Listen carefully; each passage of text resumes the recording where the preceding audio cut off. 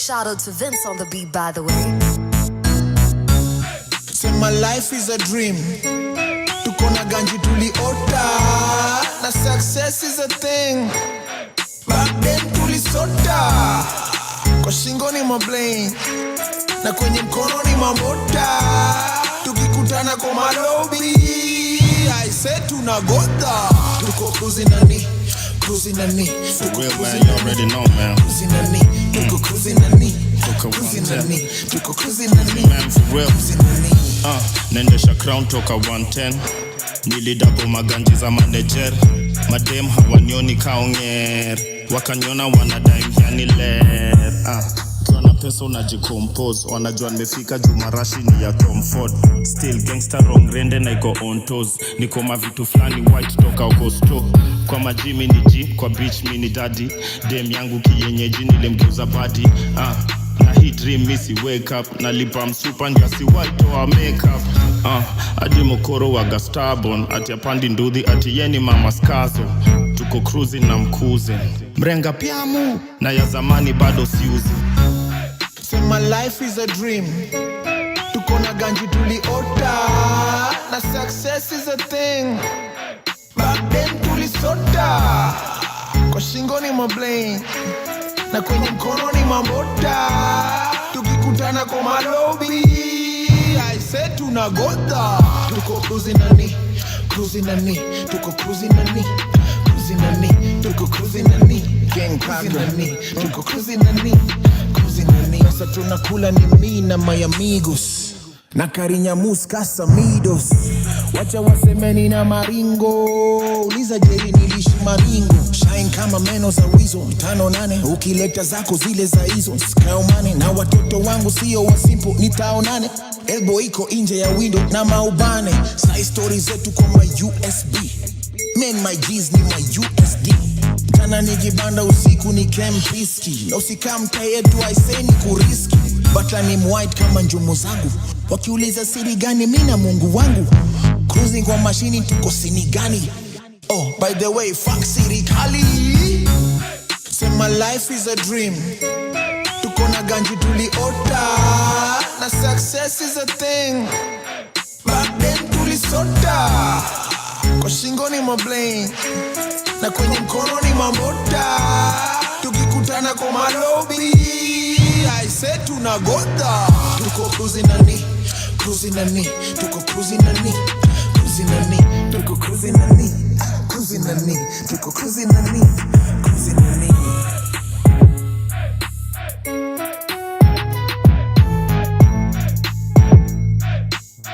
Big shout out to Vince on the beat, by the way.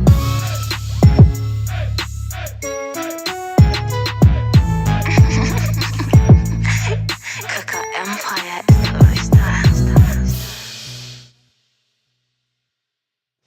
Yo, what's up, what's up, what's up, what's up? From sunrise to sunset, all day and night. Our radio. Good afternoon, habari ya dhuhuri. It's your boy Kigondu ndani ya nyumba. Welcome, welcome, welcome. Of course we had to Google kabla tuseme dhuhuri hapa na kumbe tunamaanisha winter. Unajua? But shout out everyone watching us. Shout out everyone tuned in. Whether uko kwa website, whether unacheki kwa YouTube, mbulu ni ile mazee, ni the same square wherever you are at. Na nasema asante sana kwa tuning in. My name is Kigondu Martin and I'm excited, super excited because today mazee, the beauty that will be in this studio, something else. The stories in this studio, something else. Nakwambia we'll get OGs, we'll get youngins in the building. Natakuwa na 3 good hours of fantastic music and fantastic updates. In fact, juu hiyo story, I want to make a dare. Na pia naambia producer ndio tujipange for next week.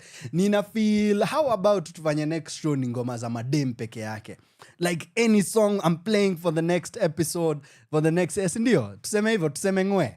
Yes, December tukiingia, probably my final show for the year. Najua nasema nini? Nasema I'm just playing songs by female MCs, singers, sisemi ya kutakuwa na wanaume. If you're featured in the song, good for you. Anyway, sijui mbona nimeanza na hiyo announcement, but whatever, tumeanza nayo, let's go. Ladies and gents, karibuni. #center stage, #Kigondu is on. Tell your peoples, we're about to have a grand time. It's about to go down. Saizi nataka kuwachezea back to back new music. Alafu, let's get into it. #Kigondu is on. Let's go. From sunrise to sunset, all day and night. Power Radio.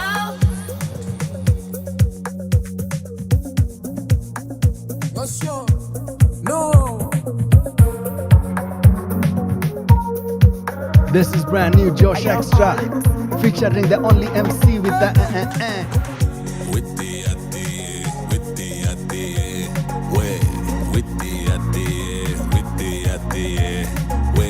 Kayotoi wege tukati we Kayotoi we nyarari dhaka we nyanya ya igacho inaime jabano karu otaitimo wete ate Hey, kenaga kaida kaige Hoya garita na rege Dete na ganywa Ubetro ginya kofia Dena irazi moihoire kofia Kena gaka ida kaige Hoya garita na rege Dete na ganywa Ubetro ginya kofia Dena irazi moihoire kofia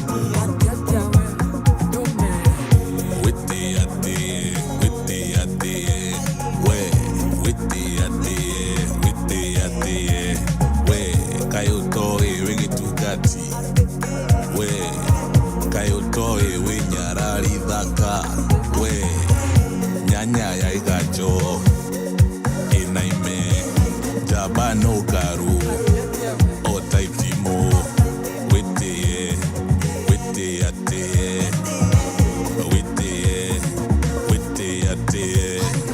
oya moko igade roga twaina kigosho oya moko igade roga twaina kigosho digida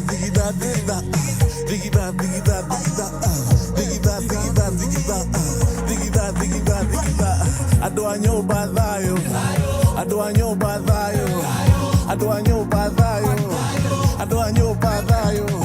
oya moko igade roga twaina kigosho oya moko igade roga twaina kigosho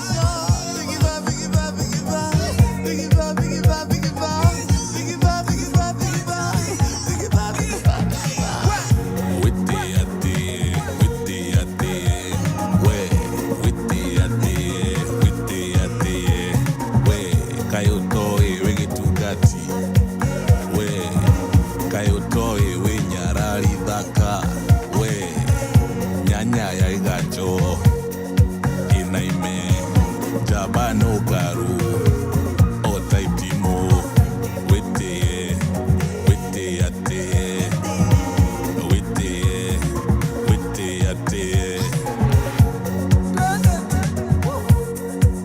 It's drama.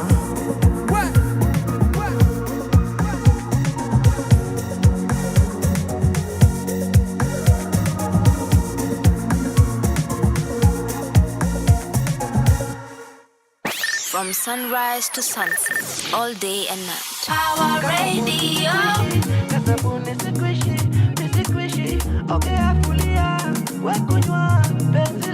You stay top of the mind every time, that's how much I love you.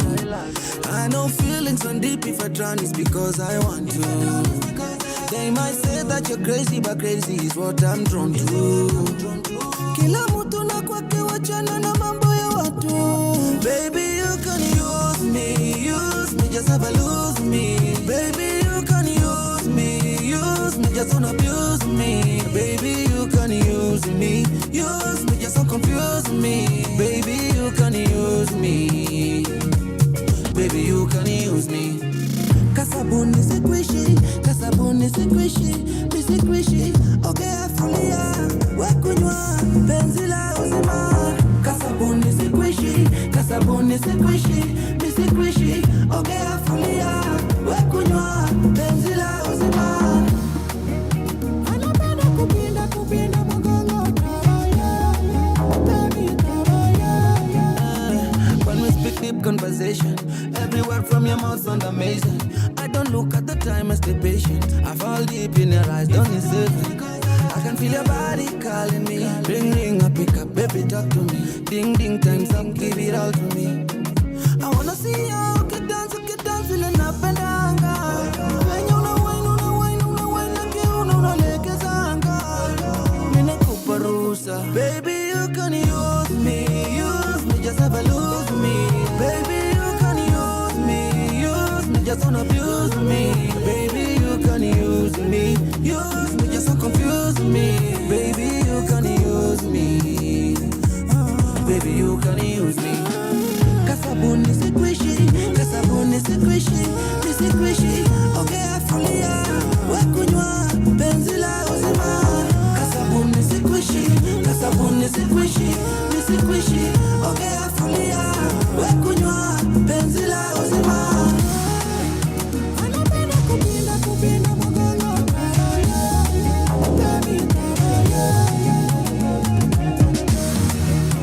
anapenda kupinda mgongo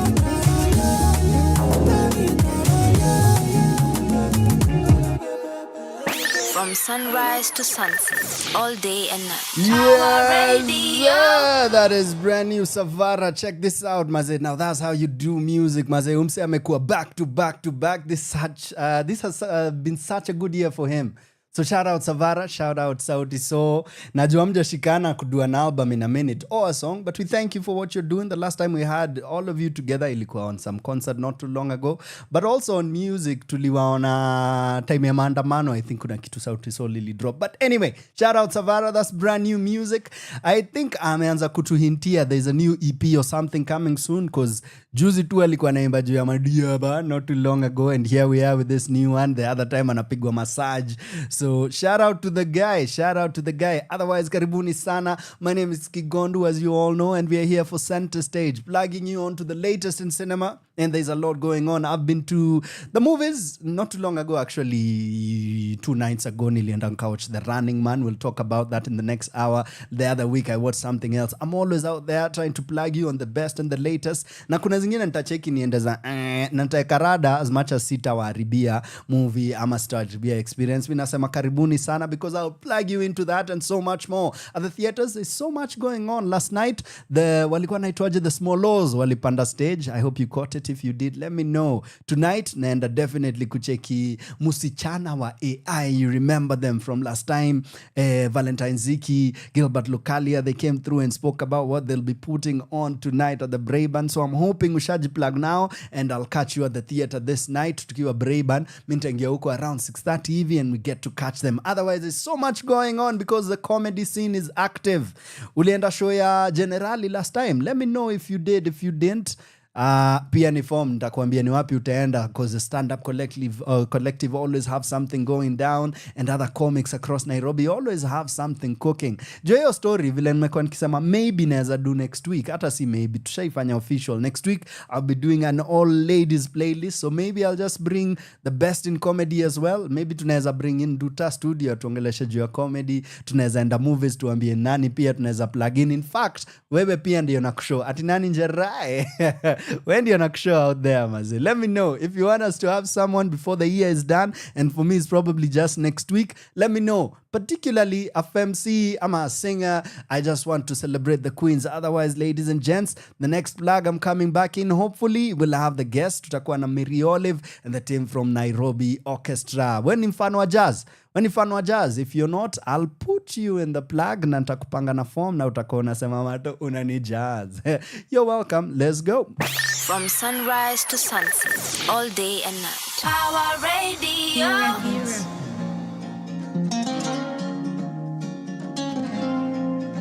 Man, I love this song. Shout out HR. He was sick for a minute, and so we are glad he's cooking out here. Kamakawa, tuendelee. HR, center stage, baby. Okay, let's go. Hey. Kamakawa, keep pushing. Niggas keep pushing. Hey. Swear I'm nigusi, zimbio tofauti, sibadili ruti. Kama kawa keep pushing, niggas still pushing. Swear I'm nigusi zimbio tofauti, sibadili ruti. Check it. Yeah. Patapo bamburi na mamchizi mtambo, drip juu chini kikulacho, nikindani miondoko bila mpango juu ya tuktuku hadi down south. Mbuzi toka barana ni mrasta, skuma stakabadhi faster kwenye bichi kizima wanaiwasha, kwenye biti naifanya rasha beast toka east and I do it so smooth. Nyumangu ni gang, kushoto ni painting and she looking hella juicy. Liza kulichana kulienda jamani juicy. Yeah, lizima kukaraya mabadaye nikidhani ni jacuzzi. Yeah, check it. Kalamari juu ya plata na platoon. Spendi kuchomoka in the afternoon. Ngware ya usiku ndo masaa. Nyuma ya tent nikitumia vifaa inafaa kupeleka na ita. Bro alifaa alizidi ya Iraq. Kwa sawa na pressure tibora I-rap. Patana na MK mchoro my das. Kama kawa keep pushing, niggas still pushing.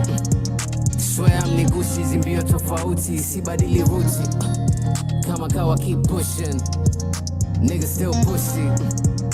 Swear I'm nigusi zimbio tofauti, sibadili ruti. Bado niko switi na maintain it going business, kitana kipiga saluti. Raise wanajeshi atusepi tuna steppin. Vibe ileti bila keki, akili ndio weapon. Kuhaso profession si lazima ulisten, tapitia hii ni lesson. Bado nina so many questions, niggas been ghosting me, follow my back, ain't no holding me. Go the extra mile, baby there's more of me. You don't know me, time moving slowly, it's still gon' get me a rollie. My ops wanna bigger patroli, waki failing don't mean navuta koli. Somebody out here, I'm the man of the year. Kwenye dunia no man not fair. Waki failing ndo mina vuta koli. Somebody out here, I'm the man of the year. Kwenye dunia ain't no man not pushing, niggas still pushing. Swear I'm nigusi zimbio tofauti, sibadili ruti. Kama kawa keep pushing, niggas still pushing. Swear I'm nigusi zimbio tofauti, sibadili ruti.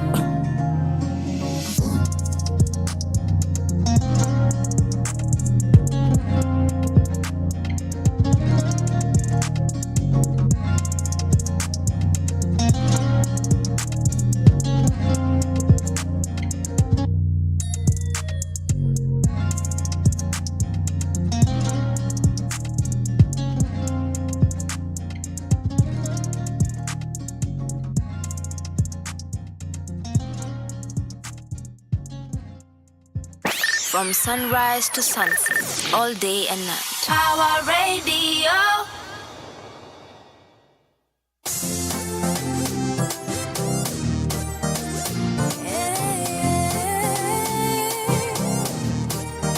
Can you be my sunshine, baby? Will you be my sunshine? Lady, can I call you baby? Call me baby, Baby, can I get your number maybe?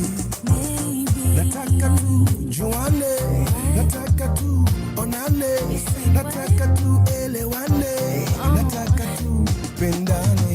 I see you wanting me, I see you checking me, I see you wanting me, and baby, I think you're fly. I see you watching me, I see you checking me, I see you wanting me, and baby, I can see it in your eyes. I see the sun shining bright, shining bright. When I see your smile, I feel the sunshine. You are my sunshine. Yeah, baby, allow me to drive you crazy. You can drive me This is crazy. meant to be. You can't deny this destiny. You don't have to say it twice, baby, I'll be right there. And it's crazy how you make me feel from across the room, lady. Baby, give me your hand, I'll take you places you ain't never been before. You don't have to say it twice, baby, I'll be right there. Truly, I can see it in your eyes. I see the sun shining bright, shining bright. And when I see your smile, and when I see your smile, When I look in your eyes, I see the sun shining bright, shining bright. When I see your smile, I feel the sunshine. You are my sunshine. Will you be my sunshine? I will be your sunshine. Can you be my sunshine? Yes, I will be your sunshine. Will you be my sunshine? Yes, I will be your sunshine. Can you be my sunshine? Be your sunshine. I see the sun shining. I see the sun shining bright. When I see your smile, I feel the sunshine. You are my sunshine. When I look in your eyes, I see the sun shining bright, shining bright. When I see your smile, I feel the sunshine. You are my sunshine. Will you be my sunshine? Lady, can I call you baby? Lady, can I get your number, baby? From sunrise to sunset, all day and night. Power Radio.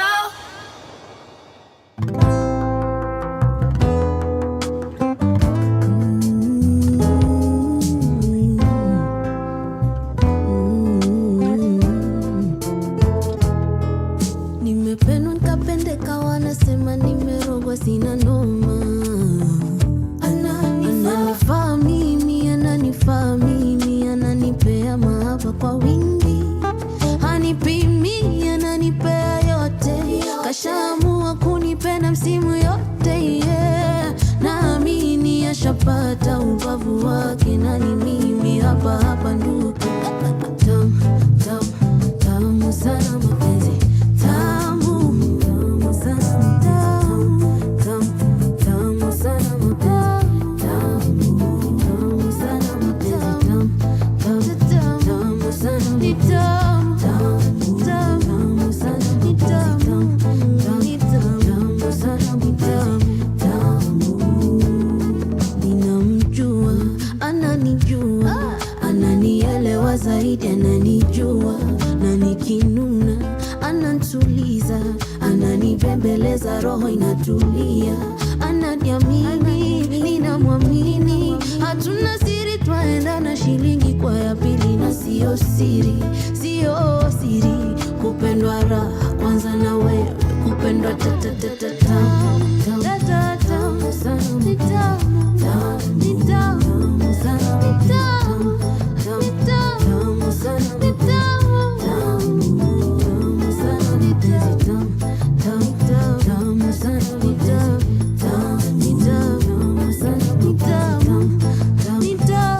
sana, ni tamu sana, ni tamu tena sana, inadonjo tu vibaya. Amini usiamini, niliapa sitawaipenda mwingine. Nikiwa na yeye haunipati, na nikiwa na yeye haumpati, na nikiwa na yeye it's a party, nikiwa na yeye hakutaki, na nikiwa na yeye sikutaki, yeah. Tamu sana mapenzi, tamu sana mapenzi, tamu sana mapenzi, tamu sana mapenzi, tamu sana mapenzi, tamu sana mapenzi, tamu sana mapenzi,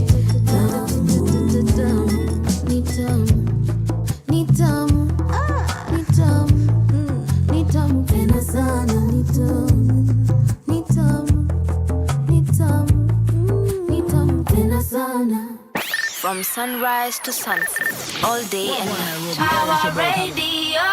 Welcome back, welcome back. We are talking about the Christmas concert because Christmas is here. Like we said, you can call me Santa. That's my new name officially. Santa Kigondu, unajua, Anko. Waweza niita maze, I got you covered. Well, we're talking about the Christmas concert and it's all courtesy of Nairobi Jazz Orchestra. Do you know about them? Have you heard about them? Well, I'm about to plug you in. Maze nataka nikupeleke na rada tuone itakuaje. So the question is, what are you doing on December the 7th of 2025? Tickets za advance zishaisha, so you can now get them at 1,500. Na wako pale Ticket Yetu. Check them out, Nairobi Street Kitchen.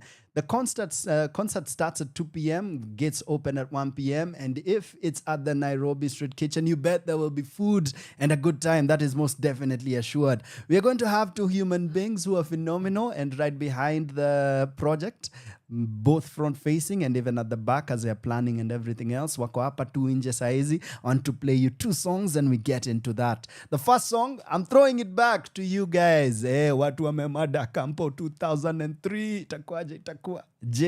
Ulikuwa fan wa Mwafrika back in the day. We now know him as a podcaster. We know him as a media personality. Tunajua Mwafrika juu all these different iterations he's had as a presenter from radio, watu wa FM, to many others, maze. Big up to the guy. Well, he used to be a rapper and a really good one at that. I want to play you one of his first songs, if not officially his first song out there back in the day. Na hii ilikuwa, I think alikuwa amemada tu Campo. Mimi mwenyewe nilikuwa high school and I used to hear this song. Mazen nilikuwa natingiza kichwa tu niko, yes, this is hip hop and he does represent us. As soon as we are done with Mwafrika, we'll play you some Maryolive Mungai. Then when she's here, we'll ask her if indeed we can ask her any question. Remember, it's your boy. Tell your peoples I'm on. Hashtag Kigondu is on. And this is Center Stage, baby. Hashtag Kigondu is on. Hashtag Center Stage KE. Hashtag PAWA Radio. Catch us everywhere on your socials, but also on the website. Holla at your boy. Let's go. From sunrise to sunset, all day and night. Our radio. Campo imeisha, ndio maana mistari nailenga kwa ushabaha. Hata ingawa utakuwa ni muda ndo nipewe shahada. Kitabu kando kipawa ninacho natumia katalanta. Nipate pesa na fame niwe model na kushita kwa adi ya panta. Kwa mabeste Campo siko tena. Ni mtaani mtanikuta nimesimama kama mwamba kunipiga nikakupiga ukuta. Nikose kazi kila mtu ni walenge jamaa wapate kututa. Mbona kijana kakosa kazi hata baada ya kutafuta. Kura nilipiga 1500 kila mwaka zikrietiwe. Na sana shindwa ni nani kisasi kumlipiza. Na maliza chuo na deni ya gavai inafaniwa nipe. Itakuwaje kwani kupata job inahitaji experience. Miaka 12 ya masomo imekuwa tu ni my experiments kwa laboratory. Sasa maisha ni magumu kaa pajatory. Wezangu wenyewe hawakuenda chuo wameosa nika story. Ni hard kuamini kwani ni wao wananifanyia interview. Maisha si magumu ni 844 system imenidisaidia fate. Stari natapika huku wengine wakidhani na player hate. Shauri yao tumemaliza chuo itabidi watuzoe. Sasa itakuwaje kukaribia meza bila vitabu? Itakuwaje kukosa hata mabeste wenyewe kwenye vilabu? Itakuwaje kutembea na kutoona mamushi na matunda kwenye vikapu? Mstari wa mwisho ni kwa mabeste tumekusana nao. Mzee mtafute kazi msitutafute kila siku tao. Na kaa bado mnachukia shida yenu kwani situshazisahau. Yeah. Itakuwaje. Maso Campo na maliza Campo 2004. Itakuwaje. Na najua vile Kenya ni ngumu kupata job. Itakuwaje. Maso main package Romo Kenneth Kabete na Kikuyu. Itakuwaje. Maso Moi Igatron TKU watu Maseno na KU. Itakuwaje. Mwaka huu na maliza shule nipate degree. Chances za kupata job ni small kama digiriri. Lakini kona free nitasota. Kuwa show na ota. Nisipopata kuniajiri plan B niko nazo mingi. Nichukue kama chizi lakini kadhani hizi. Biashara na kazi upendo bila chuki. Tafungua store ya socks karibu na kwa michuki. Duka kama safety bells karibu na kwa Kimtai. Free seedlings karibu na Wangare Madhai. Kinyozi karibu na kwa Nyongo na Harun Mwau kinivurutia stima kupiga kura sitamsahau. Jasho ya Murungaru sinipoa tukipunguza. Hoka nitakuwa rolon ofisi kwake nitauza. Dolo alisema washa taa ya gari ipite. Mimi nasema babu moja akiwa mlangoni niite. Art and craft nilifanya pingo najua kuchonga. Kiswa ya Kenyatta pia nitamfunza kubonga. Kibaki mimi ni dereva na mimi si kubabu. Futa huyo dereva wako andike UMC shupavu. Sitaka sirisha Lucy kama Makori Kiriri. Lucy ndio first lady na hiyo sio siri. Second lady ni nani? Uliza mudi ya wori. Ningemwomba job ni vile Jela na Ihori. Ningemwomba job ni vile Jela na Hori. Yeah. Waso kampo na maliza kampo 2004. Itakuwaje? Na unajua vile Kenya ni ngumu kupata job. Itakuwaje? Waso wa Daystar Catholic Baraton Strathmore USIU. Itakuwaje? Waso wa kole zote za Kenya. Itakuwaje? Na waso wa Seko wale wana mada force. Itakuwaje? Amanzi wa kampo tukiwa miss sana. Itakuwaje? Na sisi na mamboto wa mtaani tukishazoeana. Itakuwaje? Na kwa umemaliza kampo na haujai kutupa mawe. Itakuwaje? Ukisikiza hii ngoma ruka na upige mayowe. Itakuwaje? Na kama hautaki kusota. Itakuwaje? Na uko ready kuwa a boxing promoter. Itakuwaje? Mechi ya dondi kati ya Mukisa na Francis Atuoli. Itakuwaje? Mechi ya dondi kati ya Raila na Mugatana. Itakuwaje? Mechi ya dondi kati ya Hamisi na Ali Makwere. Itakuwaje? Itakuwaje? Na eka ni underground MC Kanuki Garang.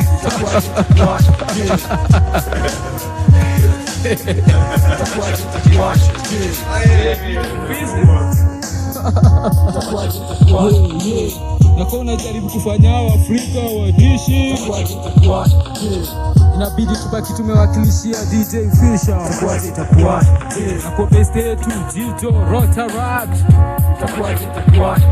Wase wote wa ICU. Kwa DJ wetu DJ Zak. Na nimekusahau. Situkwe nimekudharau lakini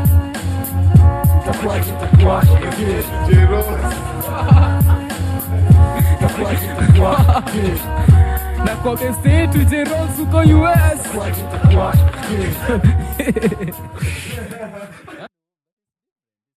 From sunrise to sunset, all day and night. Power Radio.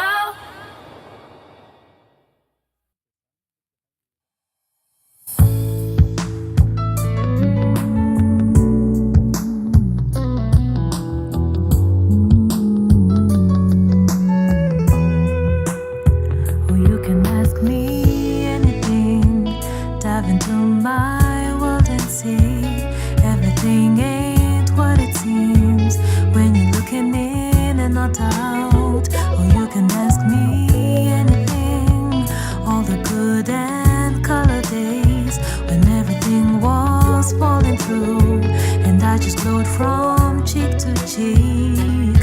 When you see me and you need to hear me,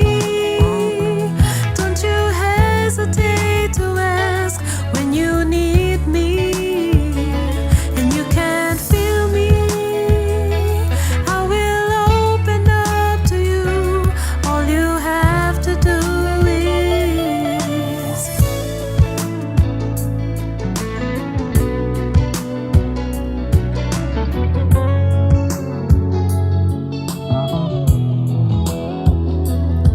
oh, you can ask me about the week times, and no, I won't say I'm fine.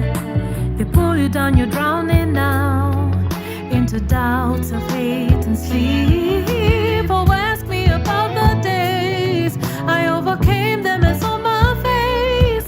It felt so good to remember my vow to love my journey and to live for now.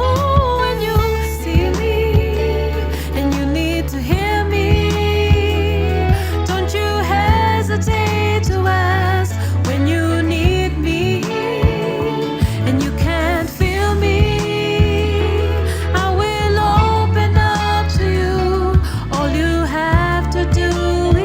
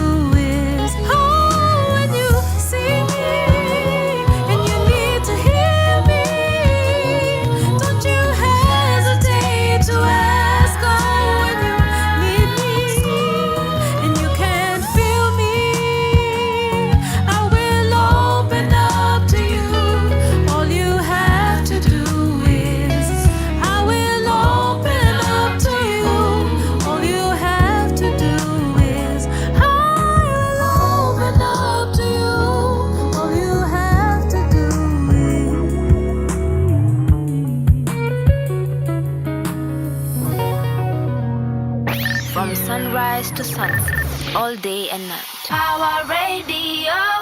Ladies and gems, that's the way to get into this conversation. Also mellow and beautiful, Maze. Welcome. We do have in studio with us a phenomenal human being in all ways, Maze. Beautiful on so many levels. Umesikia sauti, now you get to see her face, you get to hear her voice in person. And I promise you, she's as smart as she sounds, Maze. This phenomenal queen has a couple of degrees in a couple of things. Unajua? See actuarial science, see mziki, and she's out here still doing more. That's not the only thing she did. She went on to do so much more, but we are here for the music today. I've seen her at least twice on stage, but I have one particular one that is probably one of the best shows I've been to in years. Na mi upeana examples tatu. Two of them are very different. Actually, one, to mention, Big Up Pau. I watched a dance thing he did like in 2022. It was fantastic by Art Zone. But around the same time, I also watched Maryolive. Nilienda, what is the name of that auditorium? Somewhere uko tu kwa Mapunk. I don't remember, but it was a solo show. And it was so good. And it was barely more than an hour. Nanlikua, I'm so glad I came because I don't even want more. I'm satisfied and full. So Maryolive, thank you for what you do and what you've been doing. Good afternoon. Good afternoon. Karibu sana. Thank you so much. Thank you for having me. Hey, definitely. It's an honor for me, Ivana. How do you feel when you hear people reading your praises all over? I'm just thinking, well, I've done all that. You've because done all sometimes you that. don't realize it Until you hear someone, you're like, by the way, I've done all that. Exactly, Ivana. Is that what you always wanted to do? Like specifically the actuary? Is that what Actuarial it's called? science. Yeah. No, I wanted to do music. For real? Yeah, but parents are like, that's not Parents a got career. a There's no parents. career in music. Yeah. What do you mean? So I was left with, all right, I love math Yeah. and I was good in math. So, and at that time, Yeah. it was the craze was actuarial science. And I was like, Actuarial science, it's just math. And, I was like, yeah, let me give it a try. Yeah. Did you like it? I think after second year, I was like, yep, this is not what I want to This do. is not for me, But man. because you've started and there's an investment, you're like, Might tumalize as to well. Might as well. Yes. Is that a exactly. thing you do? Just, are you a finisher? When you start a thing, do you make sure to sort of complete it? Yes. Okay. Yeah, it's why I really take time Yeah. before I say yes to anything. Okay. Because I have to make sure I really want it. Yeah. And I like to see things to completion. Hey, you've been raised right, Maze. Way. Hey, well done to the parents. That's what's up. The music now started from way, even before school. Yes, yeah. Actually, if you want deeper details on this story, you can check out the Busy Being Born podcast. Let me see which episode this was. This was episode 33. That's a specific number. Episode 33, check out Busy Being Born podcast. And we spoke about your journey before all this. So today, we won't get in details. But yeah, we can start just for now. Early memories around music and the idea of becoming professional at it. Yeah. Wow. Earliest, I think I just remember my dad got me a tiny keyboard. You know those keyboards that had lights on? Yeah. It was more like a katoy, but it worked like a keyboard, a proper piano. Yeah. And it had this already pre-recorded music in it. And it will light up and show you where to place your fingers. Yeah. So that was my first introduction to like the piano. I'll just like follow the lights. And then eventually I'll be like, wait, I can play a full song. Oh, look at Oh, that. this is nice. That was at home. And then in school, I loved the choir. I love singing in choir. And then I think my first hint that came to my mind that I wanted to do this as a career was I actually watching a Whitney Houston and Mariah Carey song on TV. And I think it was that popular song from Prince of Egypt I can't remember the name. Yeah. That duet they did. And I was just thinking, I was just mesmerized. And I would replay. You know me, when I love a song, I'll replay it. I'll repeat it in Paka. We all get tired. But I won't get tired, but everyone will get tired. Would you hit the notes though?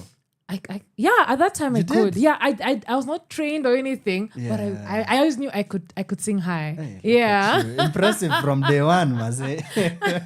All good. And I like that. What do you think your parents saw about you to even think to buy you a piano? Ama it was just any other random toy? I honestly think they didn't think music. I think it was just like, since you kind of like, just to keep you busy here. Yeah. But they didn't think much about it. Look at that. I think it hit them later on. Now when they started doing shows and productions, then they're like, wait, We you did mean this thing is you mean she can Wow. Yeah. I did them later. Yeah. Look at that, Maze. Nilikuwa naenda kusema I'm so envious of you, but Nico, on behalf of other artists, because my parents were very proactive when it came to supporting me and the things that I seemed to be good at. So, yeah, low-key, I mean, Nico, look at you. We got lucky with parents. Yes. You know? Yeah. Oh, good. Again, good to have you here, especially because we are seeing you back on stage, Maze. Yeah. When was the last time you were on stage? The last time I was on stage was this year, actually. Okay. I think it was in May. There was a concert titled Fresh Venture. Okay. By I saw yes, that. yes. Yeah, I saw who was promoting it. Mido. Yes, Mido yes, pushed it. yes, yeah. So that was I think the first concert this year. Yeah. Especially because I'm a mother now. I didn't know this. I'm a mom. Congratulations. So this year, I think that's why you haven't seen me much. Sawa. Because I was like taking my time to just enjoy motherhood, especially the first year. Yeah. And then I was like, when Nairobi Jazz Orchestra called me and they're like, we'd like to have you. And I'm like, wait, really? And I'm like, I must. I can't say no. Oh, it's a hearty yes. So I was like, oh, I'm looking forward to it. So yes, it's actually officially now me coming back. You're back. Yeah, Welcome yes, back. yes. Because I Thank saw the you. poster, I was like, oh, for sure, Maze. Number one, plugging as much, but number two, of course, have you down for a convo to just talk about the happenings of. But Kumbe, life has been happening. That's what's It up. is. Congratulations. Thank you. No wonder the glow. No, It's giving queen, eh? Thank you. That's what's up. A boy or girl? A girl. Congratulations. Thank you so Aye. much. Geo story, iterate what I just said. Next show, I'm doing an all ladies playlist. Yani, I know there'll be a few guys featured because it's a Maryolive featuring Kigondu track. Watch out, by the way. I can drop bars. You can ask me anything. Yeah, you see what I did there? Yes, You're did. welcome. Anyway, so we'll keep going with this convo. Talk a bit about where she is at, particularly as a musician, all the work she's done so far. And we'll talk about this particular concert. Tunaongea ho, ho, ho, because I got you. I told you from today, kuendelea. Next couple of weeks, see me around, say hi, Santa. And I'll say, sijui kile nitasema. See you around. So I'll play some music, then we'll be back with the convo. Let's go. From sunrise to sunset, all day and night. Our radio. Wagwan Nairobi, hey, it's your boy Kigondu Mungai. We got 3 queens on the track, Mayonde, Fena, Gitu, and Mobani, the drummer queen, and they're about to kill it. You ain't ready for this, Nairobi. If you killing it, put your hands up in the air for this one time. Feeling so fresh, so juicy. Only rock with the best, I'm choosy. I got the sauce, I'm choosy. In the ghetto at the same time, bougie. Ooh, wanna take a photo, cause my style loco. Caught a good vibe, I can feel it in my soul. Driving around Nairobi like a boss. I don't mean to brag, no, I don't mean to floss. Of course, on the highway, listening to Kagwe. Junior Westy, thank God that it's Friday. Man, we so fly, it's our time. On the dance floor, do my latte wine. I'm a kawaida. I kill it, I kill it, I'm a kawaida. I kill it, I kill it, I'm a kawaida. I kill it, I kill it, I'm a kawaida. I kill it, I kill it, kama kawaida, niko na mistari na niko na mawaida. If she asks for money, never leave with the broad. And if he say he'll pay you next week, he's a fraud. East African girl, hella mean with the quad. One time, then I leave with the squad. She say she got the sauce, I got the mayo. The way I rock the city, Nairobi be like, ayo. Hey, we can chill in my car. You can listen to my new sheet. Now do you like it or not? Can you with my bullshit? Wanna babaika? I feel it, I do. Oh, the way I kill it, I do. And anything you want, yeah, I bill it, I do. I'm a kawaida.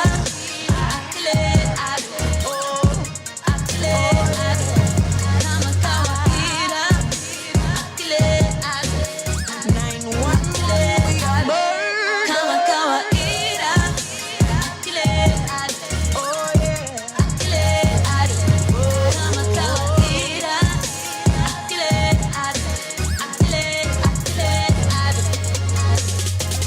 queen start.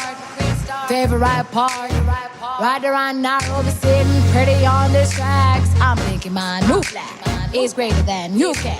Imagine venye tumewakilisha with my clan. Let's talk about it.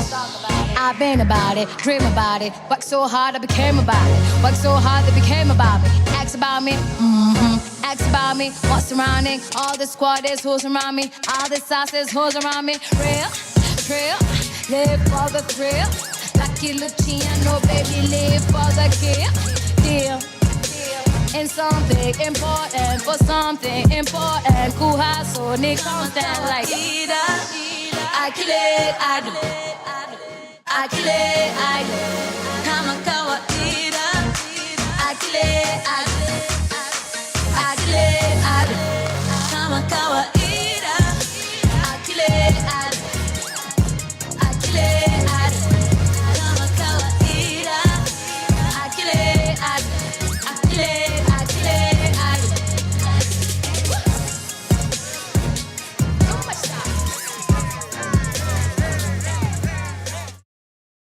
From sunrise to sunset, all day and night. Power Radio.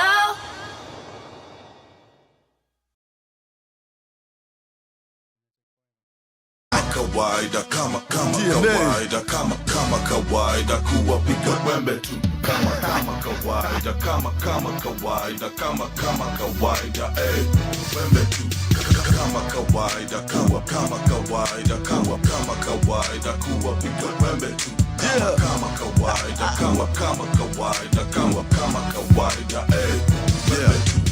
kama kawaida DNA niko easy usiku kwa bar mchana niko busy street hustle jamaa mfuko iridhike siwezi taka msoto inishike ngoma ni moto sijuwangi njeve tu mahaters na mafala kuwapiga wembe tu of late kuna mafala wana try kunileta juu lakini na wastie wembe tu kijana wa mtaa tuko juu yo hustle nalishwa na sanaa akili pia ni muscle Jomino of course kawaida kuharibu round hii juu ya beat ya shazi kali kama kawaida kama kawaida kama kawaida kuwapiga wembe tu kama kawaida kama kawaida kama kawaida wembe tu kama kawaida kama kawaida kama kawaida kuwapiga wembe tu kama kawaida kama kawaida kama kawaida wembe tu kama kawaida wanataka kunifinya na kama kawaida natoka nikiwa bigger kwa kila situation the relations iko few very few people in my crew we don't wanna show them how we do new school industry take over for sure uliza brain so a bigger ragged and raw the flow's insane like I say take over for sure not just the industry the been loving me from before Mr. DNA niko kazi man flow the big hits all day uliza shazi man wacha ni wa show bidii inanilisha ndo maana DNA amepiga wembe kabisa kama kawaida kama kawaida kama kawaida kuwapiga wembe tu kama kawaida kama kawaida kama kawaida wembe tu kama kawaida kama kawaida kama kawaida kuwapiga wembe tu kama kawaida kama kawaida. That is a question, Maze. What are you doing this coming not too many weekends from now? What are you doing on the 7th, to be particular, 7th of December 2025? Check this out. Nairobi Jazz Orchestra inatupatia the Christmas concert. Get your tickets already. Naona pale our Alibaz zishaisha. Kwa hivyo watu watau. It's gone. It's a goner, baby. But you can get them at 1,500 and 2K at the gate. Ticket yetu is where you get your tickets. Nairobi Street Kitchen is where the plug is at. Wewe ni msewa jazz? Well, if you're not, put on the plug. Because kama kawaida, we want that to be the vibe for you. Jazz, and nothing but jazz. Well, something about jazz is what we know. We know, first of all, there'll be a lot of saxophones in there. This is my assumption. Mm-hmm. And number two, I don't know if kuna keys in jazz as well. Is there? Umemwangalia hiyo ni swali yake. Sawa. So I'll get that to you. Nilikuwa nadhani utakimbia nayo Maryolive. Ladies and gents, umesikia masculine voice in here with a very chilled out laughter. That is not Maryolive. Her voice is not deep. Hers is the opposite. Yake ni soprano ya watu wa mbinguni. Yeah, your soprano is something else, Mazi. you. What type of soprano is that? If you're to, I don't know the names. Kendi ndiye anajua. Alifanya music KCSE. Yeah. Anajua alimba soprano. What soprano do you sing? So there's it's just soprano, to be honest. Oh, hakuna like... But there are normally categories, especially now if you go deep into like the opera music. Yeah. But I was actually told that I'm a lyrical soprano. Okay. So yeah. Hey, look at that. Yeah. Look at that. Jina heshma maze. Okay. When you studied for it, going to Campo, and this is after your first degree, is it now deciding, you know what, this is now professional for me? Ama it's going, I think there are more learnings I need to do around this, so why not plug in there? Ama it's both?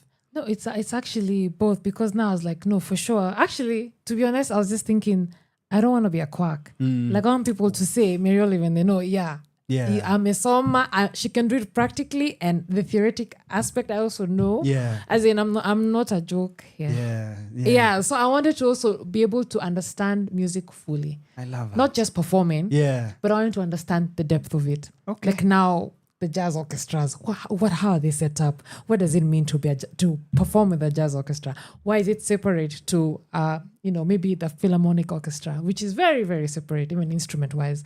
So I wanted to just understand music as holistically. Yeah. And that's what pushed me to study it. Okay. Yeah. Okay. I like it. And you teach as well. Yes, I teach. What do you love better, the singing or the teaching? Oh my gosh. Being in stage is like coming alive, and then teaching is giving back. Okay. So it's like I'm both fulfilled in both aspects. Yeah. Yes. It's cyclic in a Yeah, way. because now you're guiding the next generation and helping them even, find their footing earlier than when I did, you know? Yeah. Yeah. Okay. And with a lot of love and warmth. Not to say you heard any different, unajua, but yes, I agree, especially knowing you, Nico. If you taught me, I'd probably be a really good soprano. Yeah, definitely. So, it's not not an assumption, Maze. Anyway, in the previous link we spoke about when they called Nairobi Jazz Orchestra. Yeah. You're like, hey, say less. Niko Yes. ndani. I was like, Sindio, was this the first time that called, ama you've worked with them before? No, it's the first time. Oh, for real? Yeah, I've heard about them. I've Interesting. seen the concerts they did. I was like, Yeah. I was like, let me hopefully one day. One and then day. he called and I was like, whoa, I can't miss this opportunity. Yeah. I must, yes. Okay, I actually wanted to build on that to Yeah. intro them, but if you haven't Oh, worked with them sorry. before, it's all good. Let me and you find out about them now. Exactly. Yes, please. So ladies and gents, we give you the, tumemwandika ka founder, but ametuambia it's actually co-founder, but say less. We'll still say the founder of the Nairobi Jazz Orchestra. Ladies and gents, Steven, how do you say your second one? Mutangili. Hata singechoma Mutangili. Yeah. But ni vizuri unabahatisha alafu usiintroduce mtu wa kuangalia za bravo. What you talking about? So Steven Mutangili. Yes. Karibu sana studio. Asante sana. Okay, I forgot to give you claps. Imagine. Hizo ni zako pia. Oh, thank Say you. less. Thank you. So Steven. Yes. Karibu sana. Asante sana. We've heard about the Nairobi Jazz Orchestra. Tell us a bit about it, then we'll also get to know Steven as we are digging in. Okay. So the Nairobi Jazz Orchestra is a group of many musicians put together to form an orchestra that does jazz. Okay. We focus on jazz, and we focus specifically on Kenyan African jazz. That does not mean that we do not venture into other, into jazz from other parts of the world, but our goal primarily is to play Kenyan big band, which is now the Nairobi Jazz Orchestra. Nairobi Jazz Orchestra. Yes. That is so interesting because anytime we hear jazz, vile tu nimeintroduce nilikuwa, I'll think of the sax. Unajua, keys will come in slightly later, but first thing is, unajua. True. And it also, it gives a lot of, I don't know, probably I'm wrong. This is just outside looking in. Okay. Black music in this case black with reference to the black American, unajua. It feels very that's what we always think. So that ukisema African jazz, okay, so what do you mean? So I'm talking about African jazz based on where the music that we are writing and or arranging is coming from. Okay. So the music that we are mostly going to be playing with the Nairobi Jazz Orchestra is music that has been done within Africa. Yes. When you say jazz originally comes from, you say it is associated with an assumption from it's my an end. assumption. Yeah. It is, well, part of what you're saying is true because there's a lot of history that is linked to Black Americans and that culture because I think they made it really popular. Okay. Yeah, from Negro spirituals and then evolving. But it is not necessarily so. Okay. It is a cross, actually. It's more of a style of music than a culture, in my opinion. Other people have different opinions, of course. So no one is really wrong. I hear you. Yeah, so yeah. I hear you. Okay. And is jazz, and whatever statement I'm about to say, naenda kupreempt too, is the same assumption made to theater, and I'm a theater maker, yeah? Okay. But it is always assumed, it is made to feel as if this is something for the rich, so that theater historically wasn't ever for the common wananchi. So we've been trying to remind the masses, no, these stories are actually for you, such that as much as Shakespeare stories were being told in the palaces and all, they'll still go to the people and give them free shows and stuff. Yeah. Is that the same case for jazz? Do we just assume it's rich because it feels, the texture feels very rich, very refined? It is actually an assumption. Okay. Jazz is not for the rich. Yeah. It just so happens that if you are privileged in life, maybe if you are at a certain level of life social ladder, then you're able to access a couple other things that not everyone gets to. Jazz is for everyone. And I think the most artistic people, some of the most artistic people are not necessarily rich. So jazz can be for anyone. And but in terms of player or in terms of consumer. taste? Yeah, consumer. Okay, now that becomes more of an environmental influence, rather than economic. Or what did you say?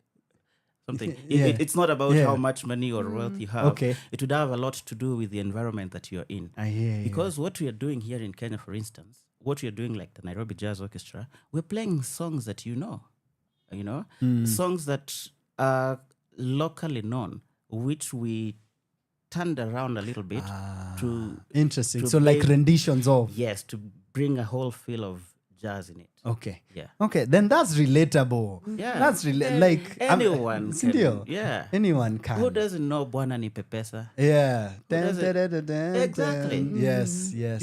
You might actually find out that so many people who join, who come for the concert, will be singing along to some of the music that you're doing. Bet. Yeah, yeah. Okay. So it's based on where the music is coming from. Yeah, nothing to do with. Where did the journey on the jazz path begin for you?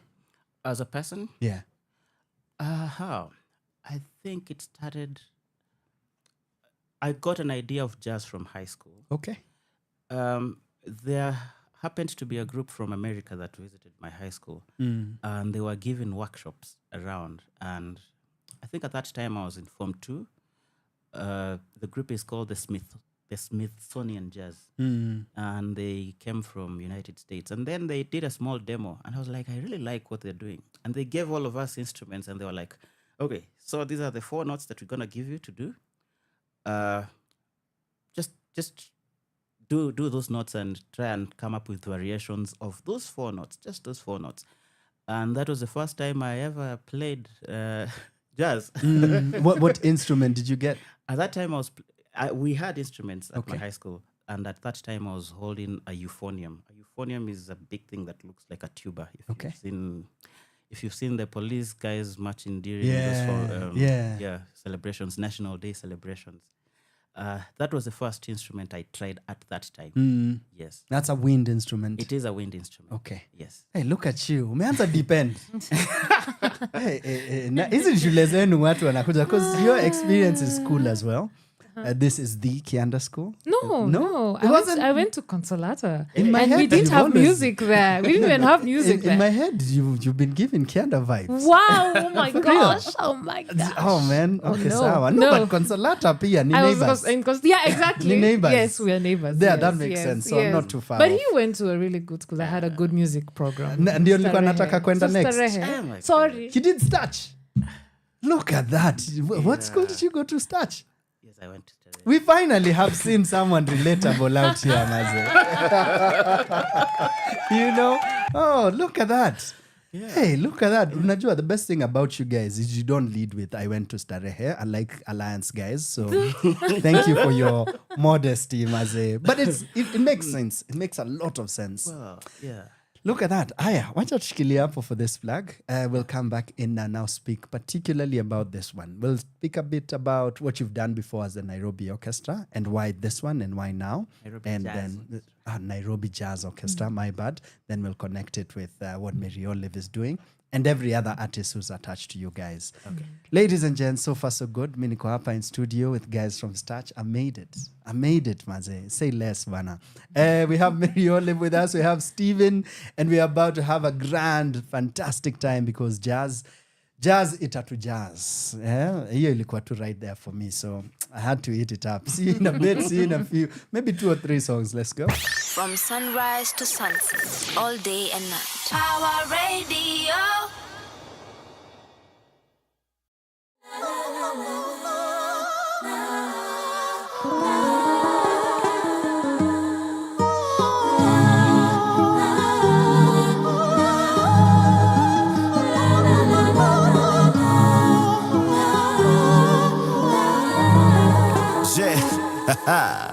Leo siko juu ya stress, leta ingine. Leo na kucelebrate, pewa ingine. Pewa lazima kucheza, washa ingine. Leta ingine, chunga usizime. Leo siko juu ya stress, leta ingine. Leo na kucelebrate, pewa ingine. Pewa lazima kucheza, washa ingine. Leta ingine, chunga usizime. Niko taxi na kitax walai wanitie Zakayo. Walai ndo memalo kumalo. Tuko live soma namba kwa bio. It's about that time niliko swile sa vinduvu lai. Angolo nitin na mtumbani mbichi. Hakuna kuforce na ifanye na bidi. Yeah. Kila siku surprise mbona msijidai. Geza sembe heshimu the grind. Counting my blessing na stakes zimehike. Na moto haizimi kahuka ya staff. Kiburi ndio mingi tabidi ni export. Neshigana, weki ya posho. Kutitaja widi hapo ni fear. Na mboka ni softy majozo metia gazi. Keep them battles coming cause we're winning. Zungusha kam komboti spin it. Shana wana yondo spirits. Kuna beer, kuna wine, kuna spirits. Bala ya hapa twende home kwa winning spirit.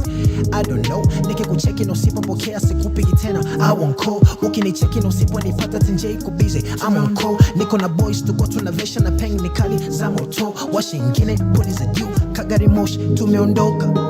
Miti kali, washa makali, flow kali, they call me Mr. Yeah. Leo siko juu ya stress, leta ingine. Leo na kucelebrate, pewa ingine. Pewa lazima kucheza, washa ingine. Leta ingine, chunga usizime. Leo siko juu ya stress, leta ingine. Leo na kucelebrate, pewa ingine. Pewa lazima kucheza, washa ingine. Leta ingine, chunga usizime. Leta ingine, ongeza ka Guinness. Mbili za tequila, na ukamna zingine. Shikanisha meza na ngoja watu wengine. Ka unataka itisha, for once usijinyime. Nipo light ime nice kibazu. Na warembo tuko now na ni wao wame choose the location. Wamesema wine and the views ni amazing. Yo. I just do the payments. Leta ingine. Kalvali hala, with no time to moves ni faster. They call me Mufasa, Jovile mi hu wakanda. Mboka ni hada, so wanajua mi ndo master. Ever blazing with the team, so ni another after another. Wera napiga fiti, sibahatishi. Luku ni safi ya meva dripping, na hawafiki. Na kekubami na leta ingine, flow kibamba washa tire. Adisi nipatie na maheni mpaka mbogi yote Leo izime. siko juu ya stress. Leta ingine. Lewa na kucelebrate. Pewa ingine. Pewa lazima kuchase.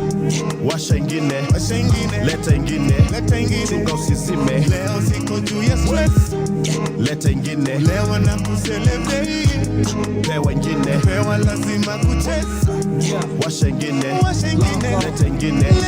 Chunga usizime. Bag and pass me another one. Been chasing the paper, I'm still on the money run. When niggas was coming up, they was hating. Now all of the hoes wanna have fun with us. I hit it one time, she told me to double up. In and out of the pussy like double dutch. Why they keep trying to get me in trouble for when I still haven't done enough? I'm on boss time. I don't be doing the back and the forth from the socials, my nigga, I'm offline. So that I run in the city, then run in the game, now I'm running the stop signs. Been smoking you niggas, I'm coughed out. Ain't got a problem with dealing with problems, so let ain't get I'm outside, you dig?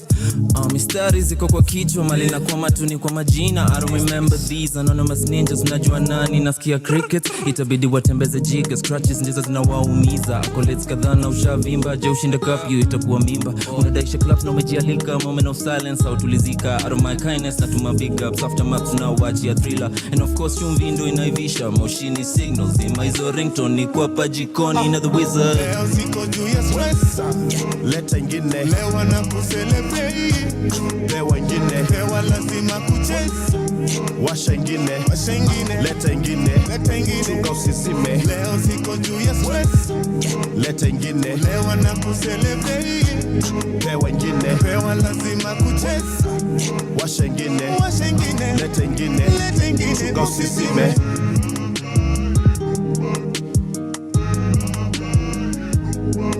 From sunrise to sunset, all day and night. Our radio. Swing into the season this Christmas. Well, before Christmas, you can catch a Christmas concert by the Nairobi Jazz Orchestra. Experience the ultimate start to your holidays with a Christmas concert featuring phenomenal jazz from Nairobi. Nairobi Jazz Orchestra give you different artists on the 7th of December at the Nairobi Street Kitchen. What? Ninasoma vitu zangu. Nairobi Street. Nimezoea kusoma National Theatre maze. At the Nairobi Street Kitchen, the orchestra will deliver a powerful performance of classic big band sounds infused with festive Kenyan spirit. It's a perfect concert to get you in the holiday mood. Join us for a lively afternoon of spectacular jazz. Gates open at 1 p.m. and the show starts at 2 p.m. And these guys are jazz, like professional jazz. So what ends at 2 p.m. Yokweli? This is true, right? This is so super true. I noticed that about jazz concerts because I've been to a few. Unajua. You gotta put that out there. Unajua. Anyway, Aya, we were around Nairobi Jazz Orchestra. Okay. Let's start with the other gigs that you've played. How long have you been in existence?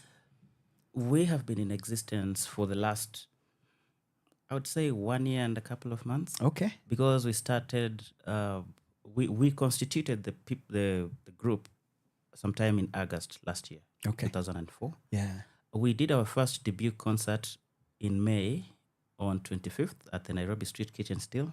They've actually been doing a very good job hosting us. Okay. So we're grateful.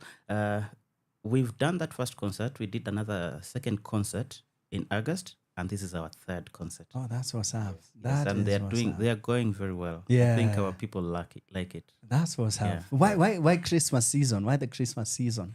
Because we want to share the joy of the festive season with everyone in Nairobi. And we are trying to plug into the Nairobi rhythm. Yeah. And most people in Nairobi enjoy a Christmas concert. I mean, from the time I came to Nairobi till now, we always see a culture of music around the festive season. Carols, lighting of candles and all that stuff. Whatever, what do you call that thing? Lighting of the Christmas the candle, Christmas like tree. evenings, Yeah. you find the malls. Vigils and all. Yeah, vigils and such things. Look at that. So we're just plugging into the whole rhythm just to also contribute to the whole picture. Contribute is such a good word because it feels like we're all like making this kipot of ours. Yeah. Yeah, I have this gig this weekend, etc. So Nairobi Jazz are like, sisi ndio tunawafungulia. Yeah, sisi ndio tunawafungulia. 7th December, first weekend. Hey, come, then you can go everywhere else, but first weekend, Nairobi Street Kitchen. Why Maryolive? What? I'm about to say, why not? Go for it. Well, Maryolive is an amazing singer. Yeah. I started hearing about Maryolive many years ago when she was a student at the university.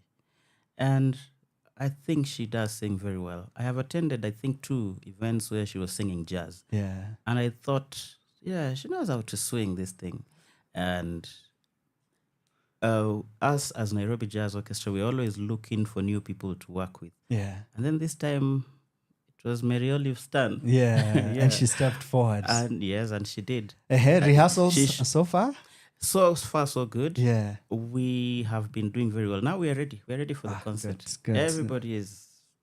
I like that. Yeah. Do you feel ready? Yes. Maryolive? Yes. Good. Yes. Like if the concert was to be done, Kesho, you're... Done. Okay. Yeah. How's the experience so far with the whole orchestra energy, their culture I love it. over That's there? first of all, whenever you find an ensemble of musicians and a big ensemble, we're used to performing with bands. And in a band, you'll find it's just the keyboardist, bass guitarist, lead guitarist, maybe 5 people or 4.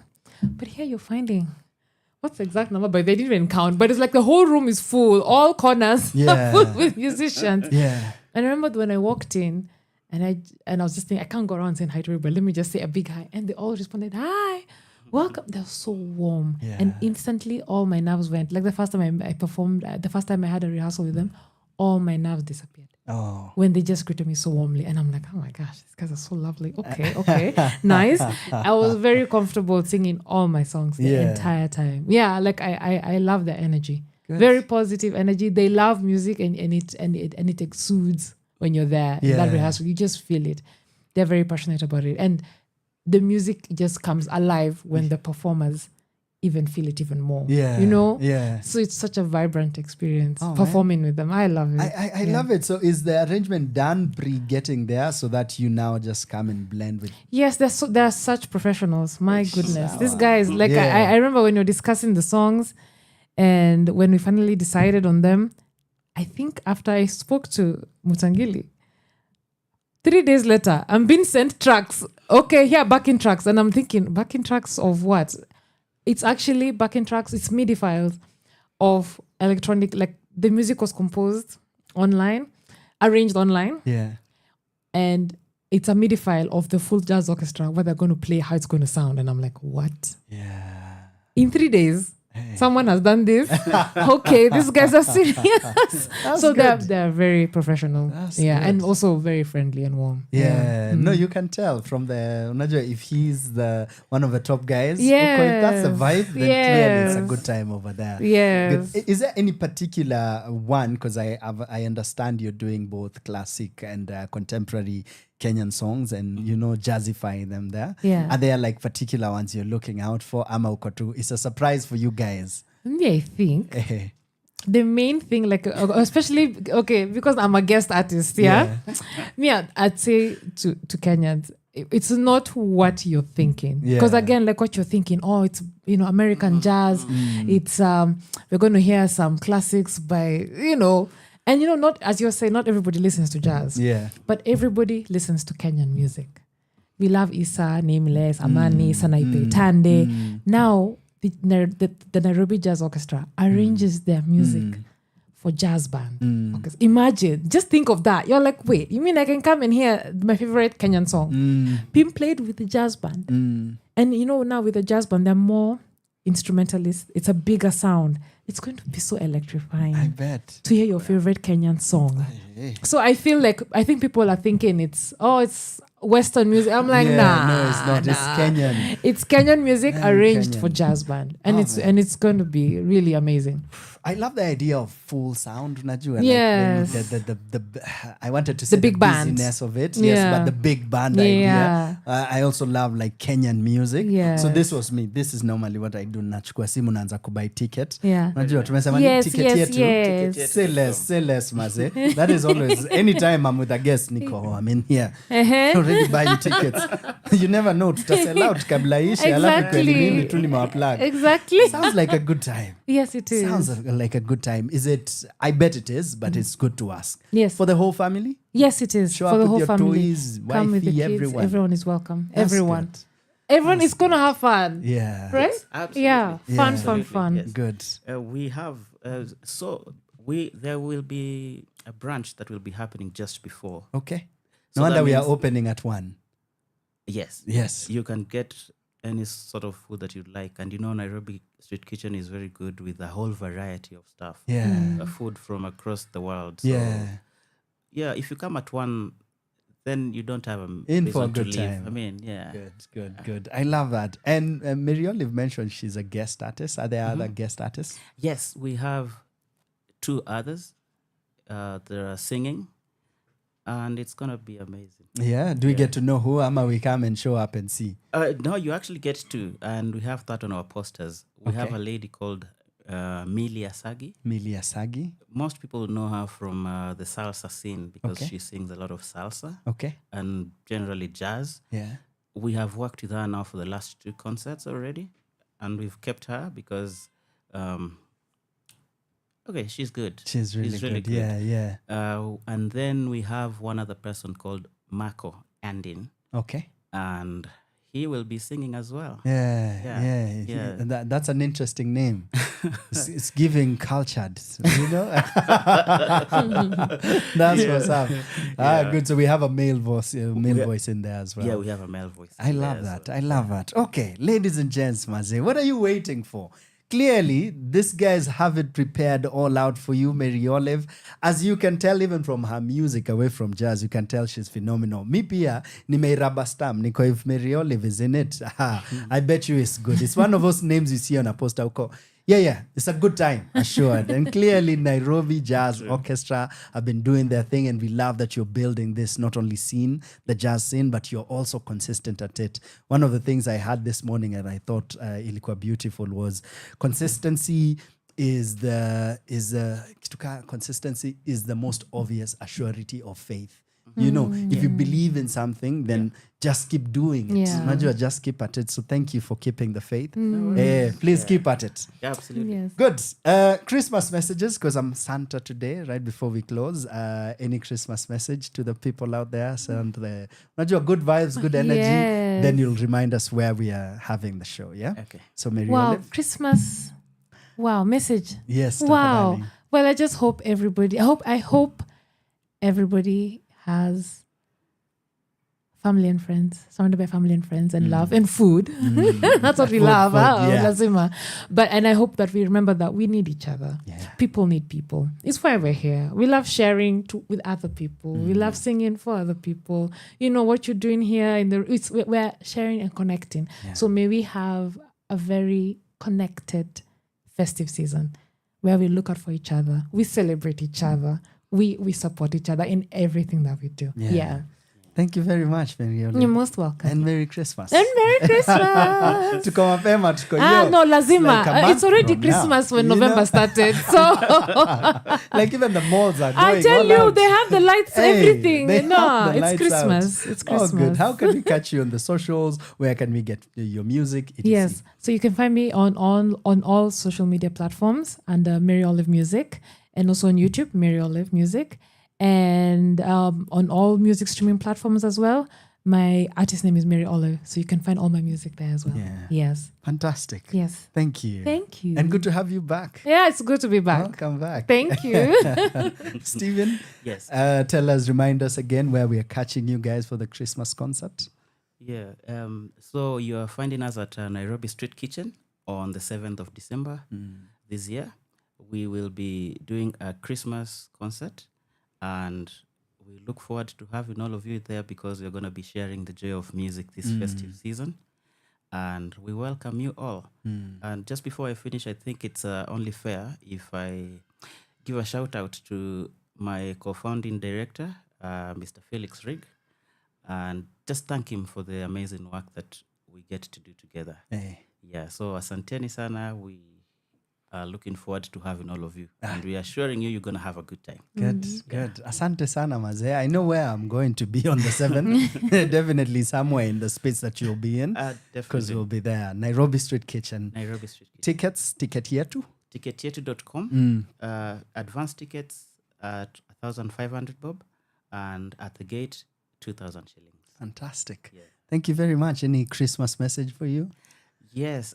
So this is the season that we share the things that we have with others. Let's remember to share with one another. Especially those that are less fortunate. I hear you, Maze. Asante sana. Asante. How can we catch the Nairobi Jazz Orchestra on the socials? When you go to Instagram, Facebook, Twitter, X, and TikTok, we call ourselves the Nairobi Jazz Orchestra. That's it. You will not miss us. Yeah. We are doing quite a lot of stuff there, so you will definitely find us. Okay, I'm hitting a follow immediately. Maze, asante sana for what you do. Thank and you. Merry Christmas. Merry Christmas to you, and asante for having us. Anytime, Maze. It's a pleasure for us. Ladies and gents, look at us. Out here telling each other Merry Christmas a month to the day. Sisi ni wanoma, Maze. And we thank God for the year that we've had, but most especially for the last hour that we've had with this lady and gentleman, phenomenal human beings. Catch them on the 7th of December at the Nairobi Street Kitchen. We'll tell you more. Nitashinda nikiscream about it. The next show, I'll talk about it. And as for Maryolive's music, you bet next week, as I'm doing the playlist full of women in there, she'll be always on. Like every hour, I'll give you a Maryolive song. It's a promise. Ladies and gents, until the next link, I'm your boy, Kigondu. Holla at your boy. Hashtag Kigondu is on. Hashtag Center Stage KE. Remember, this is Power Radio, PAWA Radio. Catch us everywhere. Let's go. From sunrise to sunset, all day and night. Power Radio. This is Hendrix Sound. Roll, roll, roll your boat. Tonight I'm at the bottom and you're on the top. Rubber-dubber-dub, the beat will never stop. Whiskey on the rocks, you're dealing with the boss, yeah. Bigger shot, na nikuwashi and my pose to post kifoto. Shadow, my door, ringa kidogo. Lelo, mami yondoko. Bubbly gum, umeshikili ya gun. Fall down, di gagan. Umedunga tong, na madi gaga. Daga, ring daga. Roll,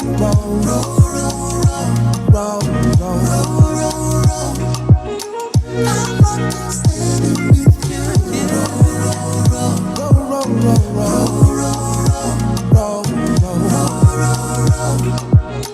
I keep it steady. She said she love my voice on the stereo. Na papasa kitafuta sigino. Zimeshika toka kichwa mpaka kwa kisigino. She wants some loving, she know that I'm the original. Hide and seek, now you see me, baby, now you don't.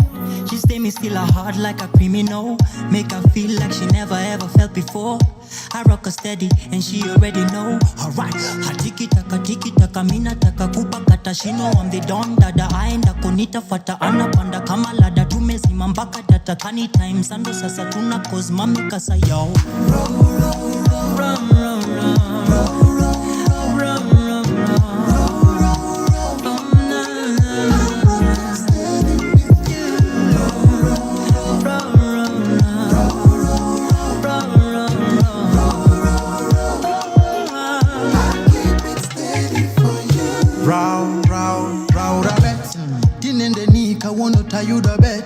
Dicholo gwedhi gikala chocolate. Yawajo wadu matondi soreni. Apondi satunya, apondi gimanyo chimia, apondi ginorundo wia, apondi chakimeda kendo. Brikicho, erabiro, otundo, asechopo, mama rokelo, atogodo, on the so high heels, cordon, brikicho, erabiro, otundo, asechopo, mama rokelo, atogodo, on the so high heels, cordon, yeah.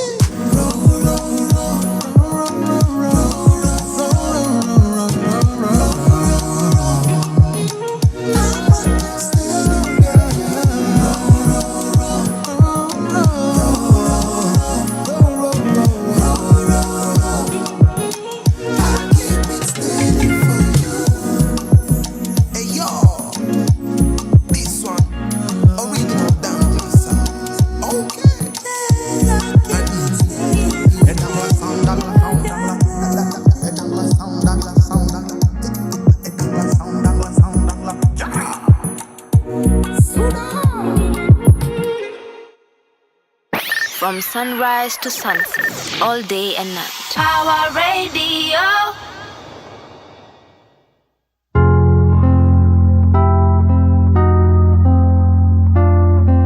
Time ikisonga mi nasonga na ye. Kama nkubonga ningebonga na ye. Kama nkucheza tungecheza pamoja na kama nkusimama ningesimama kumgoja bacheki juu time inasonga mi nasonga na ye. Kama nkubonga ningebonga na ye. Kama nkucheza tungecheza pamoja na kama nkusimama ningesimama kumgoja bacheki juu time inasonga mi nasonga na ye. She moves her hand, I move mine, tuone kitu tamake. We don't break up, si ulipuka tukiachana si game. Do you remember like I remember, tulipatana the same. Say the hour, I'll hold down every minute I'm in. I'll hold down every minute of any hour you say. Ni kama unakimbia ujui ni wapi unaenda, wasema kwa kukimbia ujaipoteza your way. Kama time ni sasa niko fiti kustay. If nothing lasts forever, can we enjoy today? Kesho ikijificha kwa maneno na pray. Ustie shaka nimebonga na fate tumeba gain. Kanipete ungetaka mimi niko tayari. Ndoyo mimi kasayari na masaa hupita kasi ka upepo na hairudi jamani. Sikimizi kwa utulivu na kama ni kupenda nshakupenda mapenzi shatubeba pengine hata zaidi nafaa. Lakini kanipete ungetaka mimi niko tayari. Ndoyo mimi kasayari na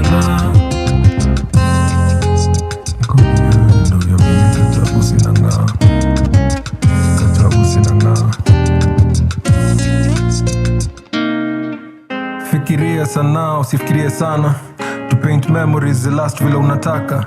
Hakuna interview kazi ushaipata. Love triangle me when I see. Hujai wacha watu kuingia katika dishi lishaifanga. Mbona naongeza chumvi ndo swali tunaulizana. Kaizi ukuta zingeongea zingesema si utulizana. Mapenzi ndo kifo cha wajibu basi tulirudi shanga.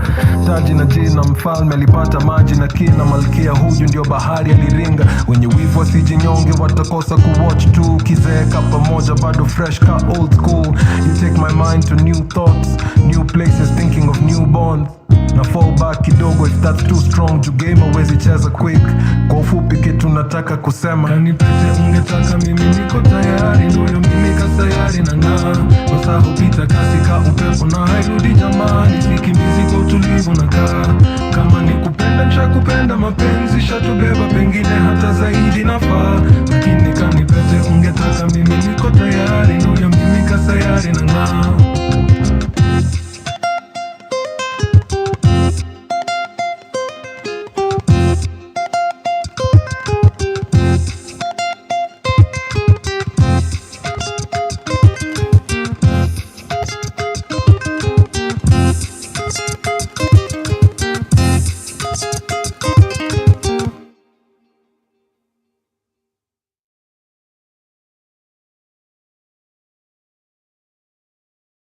Enyo baya, mwale wito, negiteto, nandaje, ena ishute, shamobe. Enyo baya, mwale wito, negiteto, nandaje, ena ishute, shamobe.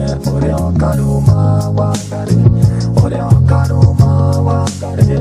Kamoto na kere, nagakai na keroko, nekoma, kumerera, kumerera. Kumerera, kumerera, kumerera, kumerera, kumerera, kumerera. Boy, watch me in the yard, boy. Put up your hand and you scream. Watch me in the yard, boy. Put up your hand and you scream.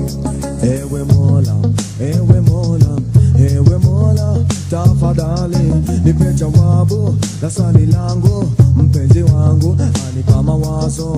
Huyo bibi siyo bibi ila ni mawazo. Hata hapa kitu anipa vikwazo.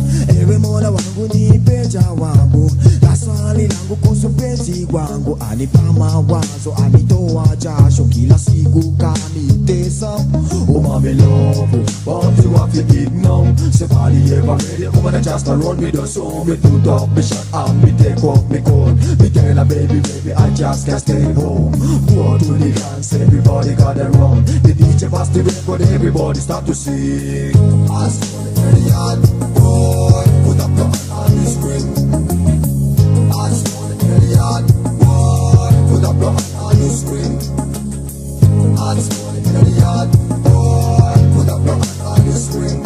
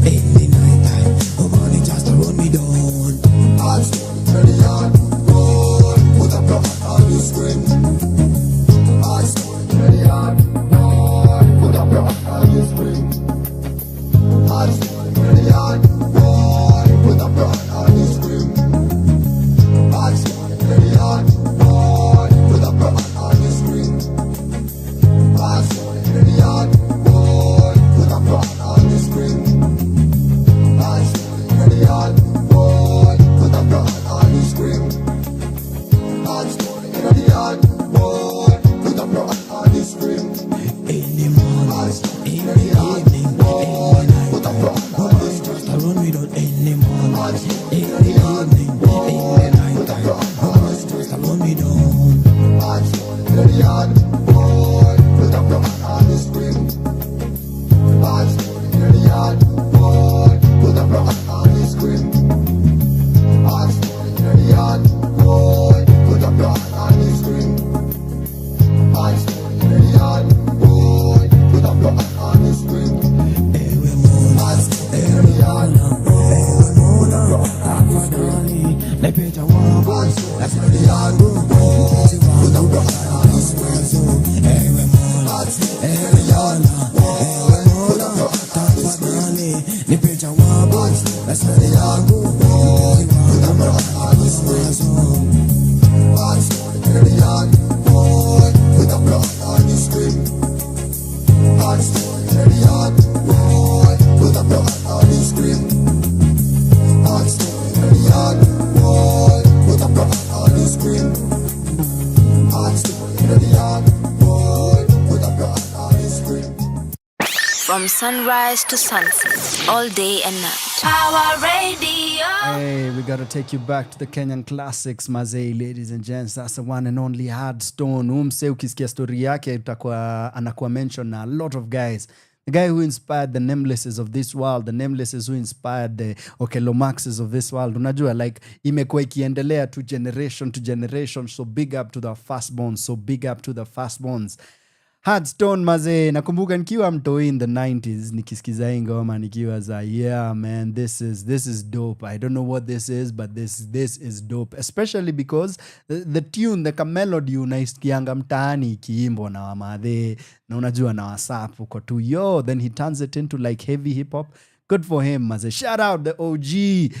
Pia tumekuwa tukisema ukienda pale Nairobi Orchestra, Nairobi Jazz Orchestra, you'll get to listen to some of the classics they'll do. They'll Kenyanize it, they'll Africanize it, they'll jazzify music. So go check out the arrangements. Umesikia Maryolive ametuambia she'll be there and it's promising to be a good time. There'll be another voice that is male, another one that is female, and 3 of them will be the vocalists for the particular afternoon. Saa 7 unaweza ingia, wamesema kutakuwa na brunch, so hata unaweza lenga lunch uende ukule huko nao, do your late breakfast over there. Watakuwa Nairobi Street Kitchen on the 7th of December. Speaking of good times, ladies and gents, nataka saizi niwaambie, the last time I went out, I watched a film, and this particular one was such a good one for me. I actually didn't expect that much, because pale on Rotten Tomato, they've been given like a 6 out of 10, a 65%, nini. Mimi nilikuwa, wacha tu niende, hata sikuwa nimewatch trailer. And when I got in, I was like, this is such a cool film. So we are about to talk about The Running Man. Before I talk about it, I'll definitely play you the trailer. This is my hour. Hii nimechill tu peke yangu studio for at least a link or two. Then we'll have the gang from the Christmas film, Coming Home for Christmas, ambayo itakuwa inakam anga pale, anga Cinemax, na pia anywhere else they'll let us know. Well, before we have that gang in the building, it's just you and I, our favorite when we are talking about cinema and film and movies and theater and music and old school vibe and a bit of new school mazee. Keep it here. Hashtag center stage, hashtag Kigondu is on, hashtag Power Radio. Talk to me mazee. Pale on the socials, naona wawili watatu wananishtua. Kauna kembarada yetu pale YouTube, hala at your boy as well. Talk to me because Christmas is early. Unacheki hata hapa kwa kona, unaona hapa hivi. Hapa tushakuwekea kale kakofia kwa Christmas. Kwa hivyo Christmas ikifika utasema you had it here fast mazee with KIGONDUW. Let's keep doing this. It's your boy Kigondu. Talk to me. Bye. From sunrise to sunset, all day and night. Power Radio.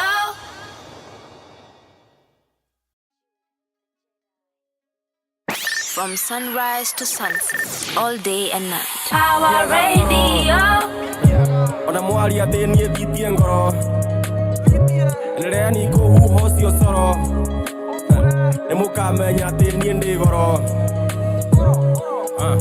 ni ndi njogu andi tisagwo ni andu tambogo andu maigaga atindi na mbugu irathi ndi ndanyita gibugu ngora hindi ciothe ndi na mbogi kimoni uria mundu ikagia mbuthi tondu ndi na rendi kendo ngiri mauthi makwa tita mangiri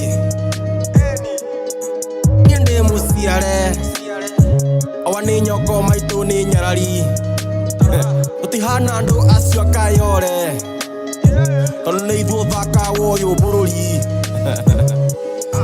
ingĩaga toro ona mwari atĩ niĩ thitie ngoro rĩrĩa nikũhuha ũcio coro nĩ mũkamenya atĩ niĩ ndĩ goro ingĩaga toro ona mwari atĩ niĩ thitie ngoro rĩrĩa nikũhuha ũcio coro nĩ mũkamenya atĩ niĩ ndĩ goro mere moke nokimere niĩ ndirĩ kĩguoya nyamba tikere njamba nĩ ũrũme maigaga niĩ na mũrũthi nĩ ũndũ ũmwe nokimere moke matigia mĩario meke ũrĩa moĩ nginya gũtharia njata nĩ njũĩ ũrũme wa ngarĩ wao nĩ wa njũi maragia manungũra tũnua ithuĩ nĩ twaringire cania ndĩracaria mbeca cihũre skania ndacaria mbĩmbĩ macendonia nĩkũgĩa mũndũ angĩngania ndĩmbũra matũ ndĩiguaga ngoro ĩgabeta na gĩkũyũ nĩ njũĩ nĩ ngaringa mũkũyũ ingĩaga toro ona mwari atĩ niĩ thitie ngoro rĩrĩa nikũhuha ũcio coro nĩ mũkamenya atĩ niĩ ndĩ goro ingĩaga toro ona mwari atĩ niĩ thitie ngoro rĩrĩa nikũhuha ũcio coro nĩ mũkamenya atĩ niĩ ndĩ goro niĩ ndĩ njogu na ndĩtisagwo nĩ andũ tambo niĩ ndĩ njogu na ndĩtisagwo nĩ andũ tambo niĩ ndĩ njogu na ndĩtisagwo nĩ andũ tambo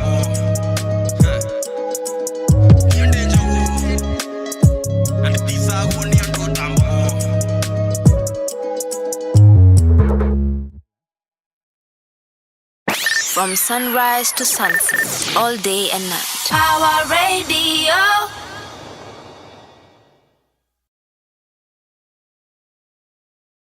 Blacklisted. But there's still Ben Richards, 35, married, one child, in medical crisis. We need money for a doctor now. Ben, watch yourself. Employment status, blacklisted. But there's still a way out for you. It's the biggest show in the country. Bloodlust is our birthright! Set it free! Welcome to the Running Man! People on these games never come back. I'm not trying to get myself killed, so kiss my ass twice. Right there is why you can win this game. The rules are simple. Survive 30 days with the entire nation hunting you down. And get your family out of Slumside for good. I'm gonna come back here and burn this building down. I promise. That's the spirit. This is America, goddammit! And we don't put up with no bullshit! Yes! Hunt him down!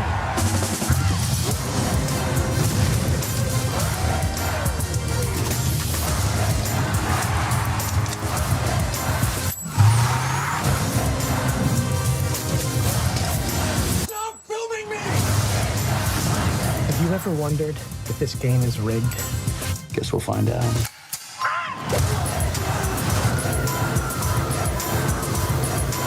You might be moving up too fast. Hey, buddy. You're on Freebie.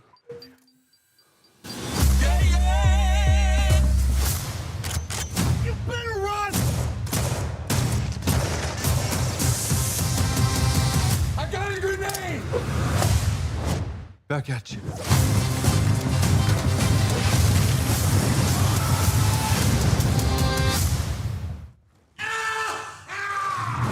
I'm still here, you shit eaters.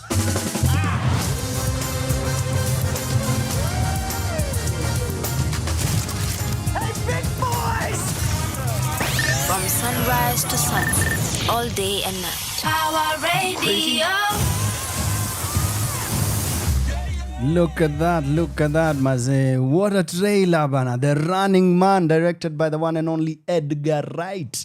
What a filmmaker, maze. You know him from something before. I bet you know him from Baby Driver, maze. And as always, the music on it is on point. Naweza sema nini, watu wanaipatia 65, 6 out of 10. I would not rank it, but I would say it's a strong 8 and above, maze. It did a really good 2 hours thereabout for me, and I would highly recommend. Saizi at the cinemas, vitu kadhaa zinaonesha. Hebu tuangalie cinemas, what is going on, then ni compare to what is actually this particular experience. Najua Wicked ina show, CJ Catch, mazemi watchia pale Garden City. Najua Now You See Me is showing. Najua Badlands Predator ina show. I don't know, did I review it? Because I watched it like 2-3 weeks ago. Na nilikuwa, ilikuwa hapo tu maze. And it's apparently the best selling out of the Predators done. Mi nilikuwa, brav. Yeah, haikunibamba sana. But anyway, it's an okay time. You can't compare it to Running Man. Running Man is an excellent time. Sisu is also showing. I think nitakatch Sisu. The last Sisu I watched ilikuwa full of violence. Violence like beautiful on screen. And Running Man is giving us the same. It stars Glenn Powell. I don't know what else I've seen him in, but what I do know is Edgar Wright, akikam to filmmaking, is actually one of the OGs. He has a cult following. You don't have to like him. I know guys who like swear by him from Shaun of the Dead. I think that's his most popular in terms of cult following. It didn't hit big out here, but kwa underground, Shaun of the Dead ilikuwa noma sana. Baby Driver is the last one, I guess, that was most popular. I know he did the Sparks Brothers. He did Last Night in Soho not too long ago. And he gave us the Running Man this particular year. Let's talk about it. Cinematography, naweza sema, of course, that is what you'd expect in terms of the tone, the coloring, and everything around it. Naweza sema, that's typically around the action film and the timings. Wame said, I guess, and naweza sema slightly in the future, we don't circle when, but it's in a future where watoi wanna get cancer left, right, and center, breathing air, muna breathe, iko messed up, and get just a basic job maze inabidi you struggle sana. AI ime take over, unaongea na machines, customer care, like ukienda bank ndio ongee, ama ukienda job kuongea na mahali, bado wale waseni wa dosi zaidi wako wa dosi excess. And so what they are doing, wame arrange, nilifeel nika while they are Hunger Games, but this time nika umeipatia very a dystopian future where now tech is bigger than it is in Hunger Games. And this guy, ana watch advert, ako, I guess I could go to this game. It's literally called The Running Man. And the idea is you're out there for 30 days. The longer you survive, the more money you get. But the public and walikuwa naitwaje, kulikuwa na ninjas fulani wanafaa kutafuta wa kudedisha, yeah? But the longer you stay there, the more una earn. From day one, if you survive the first 48 hours, if you survive the first week, wanaongeza ka bonus. Then if you kill the guys who are hunting you, the hunters, pia unapatiwa mado. So umse amejipata position where him and his wife maze wana try kuishi life na hizi numbers, na anajipata place, anafeel nika demu yake karibu akwe huka, just ndio aget dawa ya mtoi ako in pain nyingine noma sana. So what does this guy decide to do? He's like, sikuaribi, hii ni vitu utagather within the first 15 minutes. So he's like, I'ma do it, jump in. And what follows is one fantastic ride. I wouldn't say it's the greatest film ever made, but it's pretty impressive. It's pretty impressive. Like the tone of it in terms of not only the visuals, but also in terms of the pacing. Edgar Wright comes correct when it comes to like soundtrack, maze. Umse, ikam ni mziki ya filamu. At times, at a concept waga, probably he got the music as he was writing the music. I'm not saying that is the case for this one. I'm just saying that's what we know him for. Baby Driver, that's what we knew him for. And for this one, aja tuacha nyuma, anapatia mziki on correct, maze. The cast is also impressive. Nakumbuka nilikuwa na shanga mbona Arnold Schwarzenegger ndio ameko huko Caprezo. So mkiona hii picha yote iko na kasongo wako hao ni Arnold Schwarzenegger. And the reason is actually the original version of this film was done in the early 80s na ilikuwa ina star Arnold Schwarzenegger. And all this, hii movie ya sahi na hiyo ya back in the days zote zimetoka mbuku fulani ilikuwa imechorwa hapo awali. So wanafanya rendition ya hiyo filamu saizi. So I'd say very impressive. Go catch it if you can. The Running Man is a good time. for both the guys and the gents, the guys will definitely have a good time because it's edgy, a lot of blood, a lot of action, but also for the ladies because unajua anatuweka positions to empathize for him, and I'm not saying that is all babes do, but I'm just saying it give the bit of emotional bits, but pia inatupatia crazy action scenes, vita ingine noma sana. The black actors are always the favorites for me, but Glenn Powell does an impressive job pale at the lead. Naweza sema standouts wengine wangu niliona David Zayas mlikuwa mnemcheki probably kwa Oz. I used to be a fan of Oz back in the day, so I saw him in there. Niko, oh, that's pretty dope. I think Jamie Lawson, who plays Sheila Richards, huyu ndio sasa Demiau, guys, Glenn Powell's maze. She's beautiful, bruv. Hadi nilikuwa hii job and nilipeo tu juu ya urembo, man. Na actually ndio umse aseme I'm going to save my wife and my child. Lazima huo dema kwe kitu mbaya. Na hapo walideliver fantastic casting. I think they did an impressive job. There's a young kid who I thought was really good. I'll look for him. Alafu nitawapatisha jina yake maze. I think he did a really good job. He was impressive with it.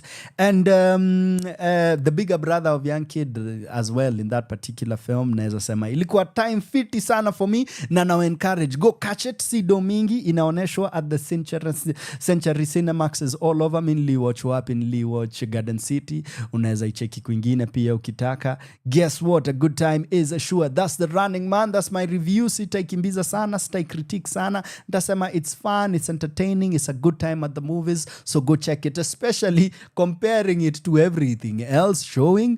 Ukienda pale uone the 5 new quote-unquote movies that are showing, kimbilia Running Man na Casio, then look for something Kenyan. Ama vipi. Speaking of Kenyans, in the next link, I'm about to introduce you to the latest film being shown in these streets.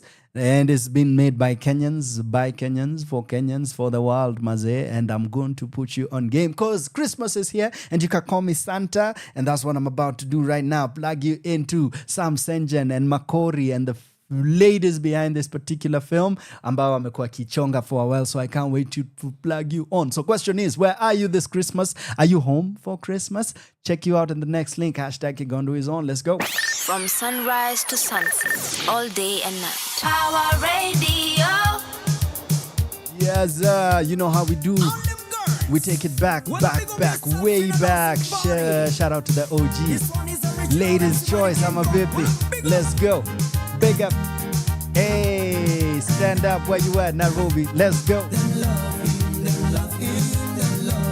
Let's go, let's go.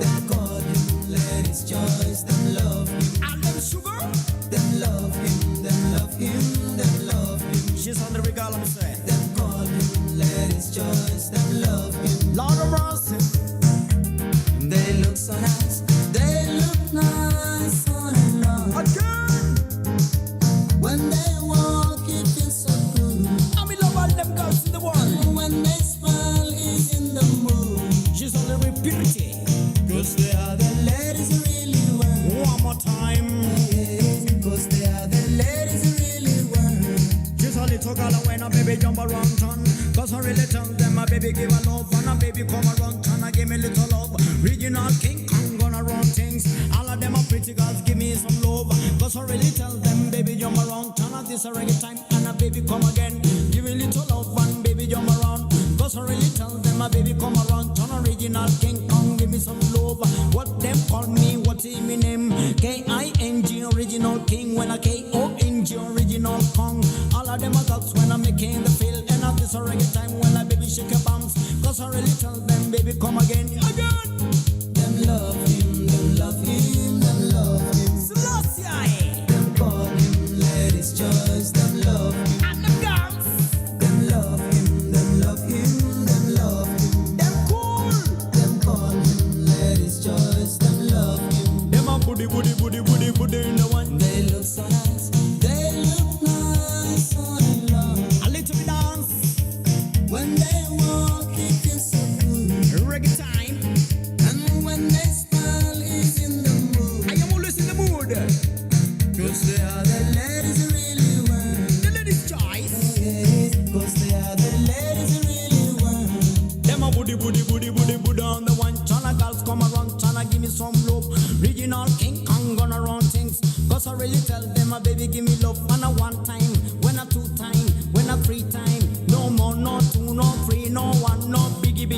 biggie, let me say. When a girl come around, wanna give me some love. Cause I really don't wanna baby give me love.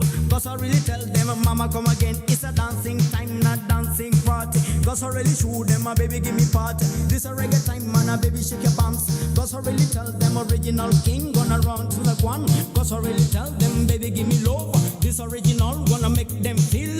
Reggae time coming, making the fire. Girl, sing along.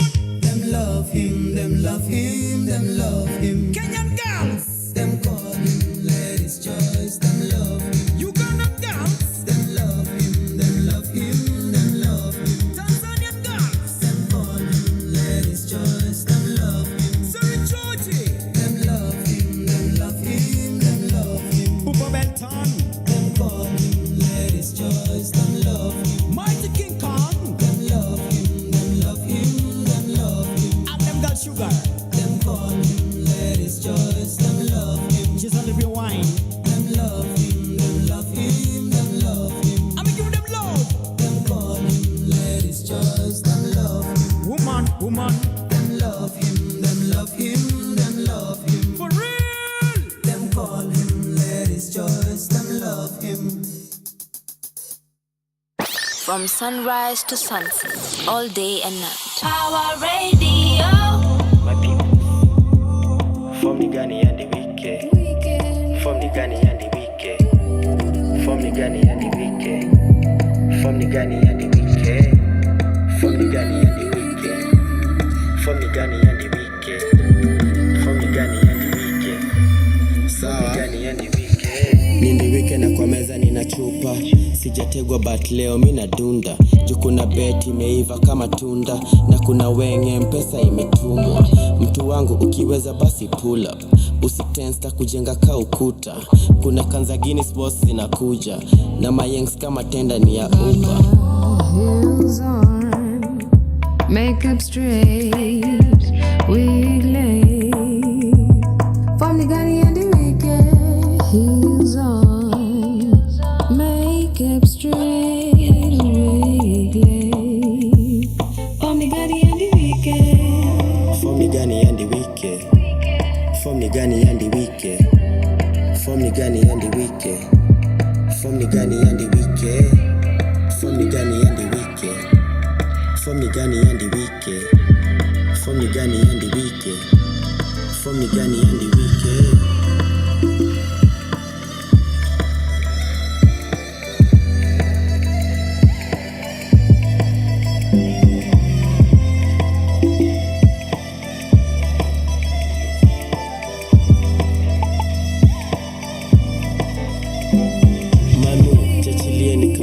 Stima nikatikie nikasijalipa stima, niko maji na bado naongeza stima.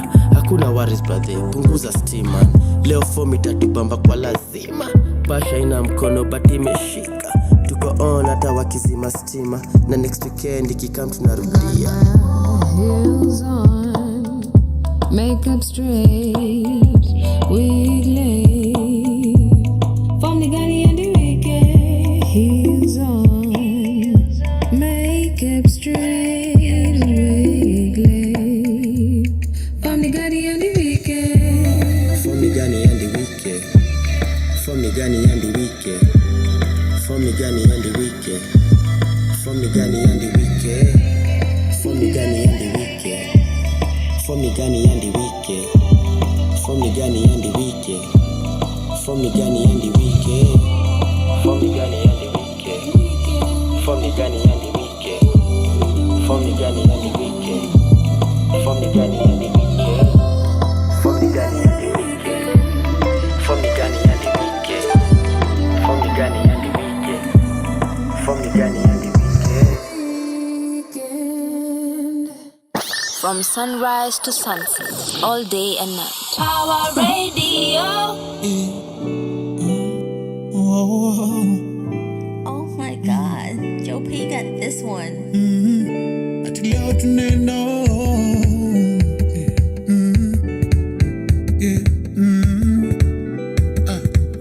See, I wanna hold money in my hand like I don't that. Dai yangu ichu tune kama tatu za ronga squeezy nina points super tunabonga after show ni kushow vile mini donga so itisha mzinga leo mimi niko na nyuki si tuko Mombasa si tuko na nyuki on a road trip basi next twende Nyeri sembe nyama choma kachumbari kwenye beli watu wameshiba basi watu waga tike zimepanda shikilia zisishuke dem shika chali shika dem make a bend down low like she wanna die a shoeless bad manners but I can get the feeling everybody have what really happened to the ceiling ando makeo milo komonde kuna chade meva ando mako madi malike kwangale leo tunaenda home unaweza hata bas kweli naweza toka bila cut kweli mimi naweza kosa kujinais kweli ati leo tunaenda home unaweza hata bas kweli naweza toka bila cut kweli mimi naweza kosa kujinais kweli ando masonge watu wakatike wajirushe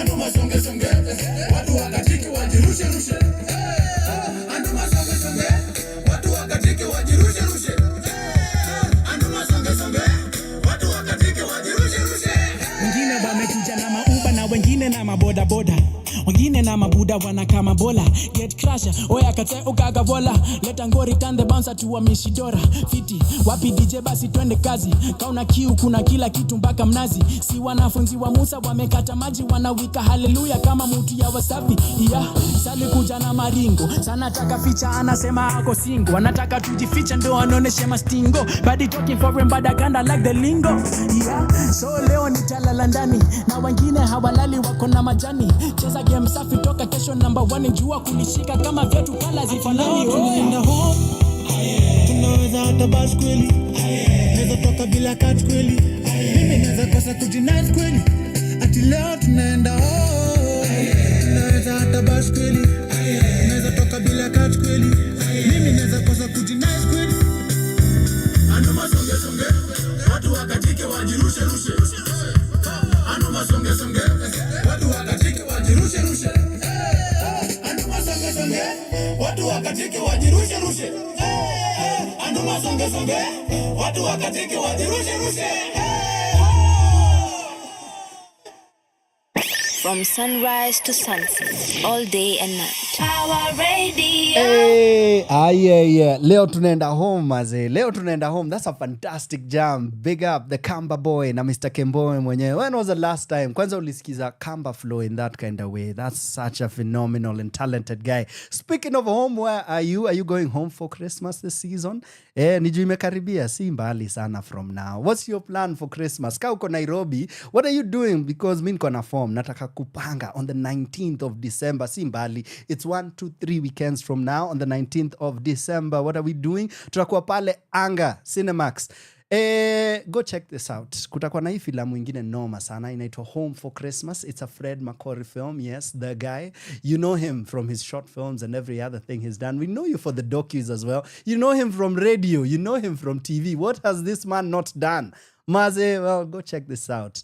Moses Kimani shows up home abruptly 2 days to Christmas after being away in the USA for 15 years. He confronts the effects of his absence while his wife and children have to adjust to the reality of his presence. He's back. Well, Moses is back. We'll be talking to the man himself not too long from now. In fact, link after hii tutamkaribisha studio because Psenjen ako ndani ya nyumba. I'm assuming that's the guy playing the role, but we'll get to know more from the cast and the crew behind this particular one. And I'm starting you off with the man, the mid. Hey, nimesema, and this the man, the myth, the legend. One and only Fred Makori. Karibu sana studio. Asante. Maze, do you miss radio? No. Akia nani? I'm good, thanks. No. Yo, maze niko za work. Mtu yusema kidogo tu natubamba. I love TV. Yeah? I love TV. TV is your thing. Yeah, TV is my thing. Okay, yes, okay. Ama pia lokineza. By the way, if you want more details about this man, you can check him out on the Busy Being Born podcast. Kumbuki ni episode gani. Yeah. But we go through your career, tunaenda through all these different iterations. Yes. So actually, maybe tukichambua zaidi ndio realize, oh, that's why he said no. Maybe not. Sijui, labda pia naweza kuwa nimechoma na uko bro. Ulisikia wapi radio? But ni sawa pia. It is well.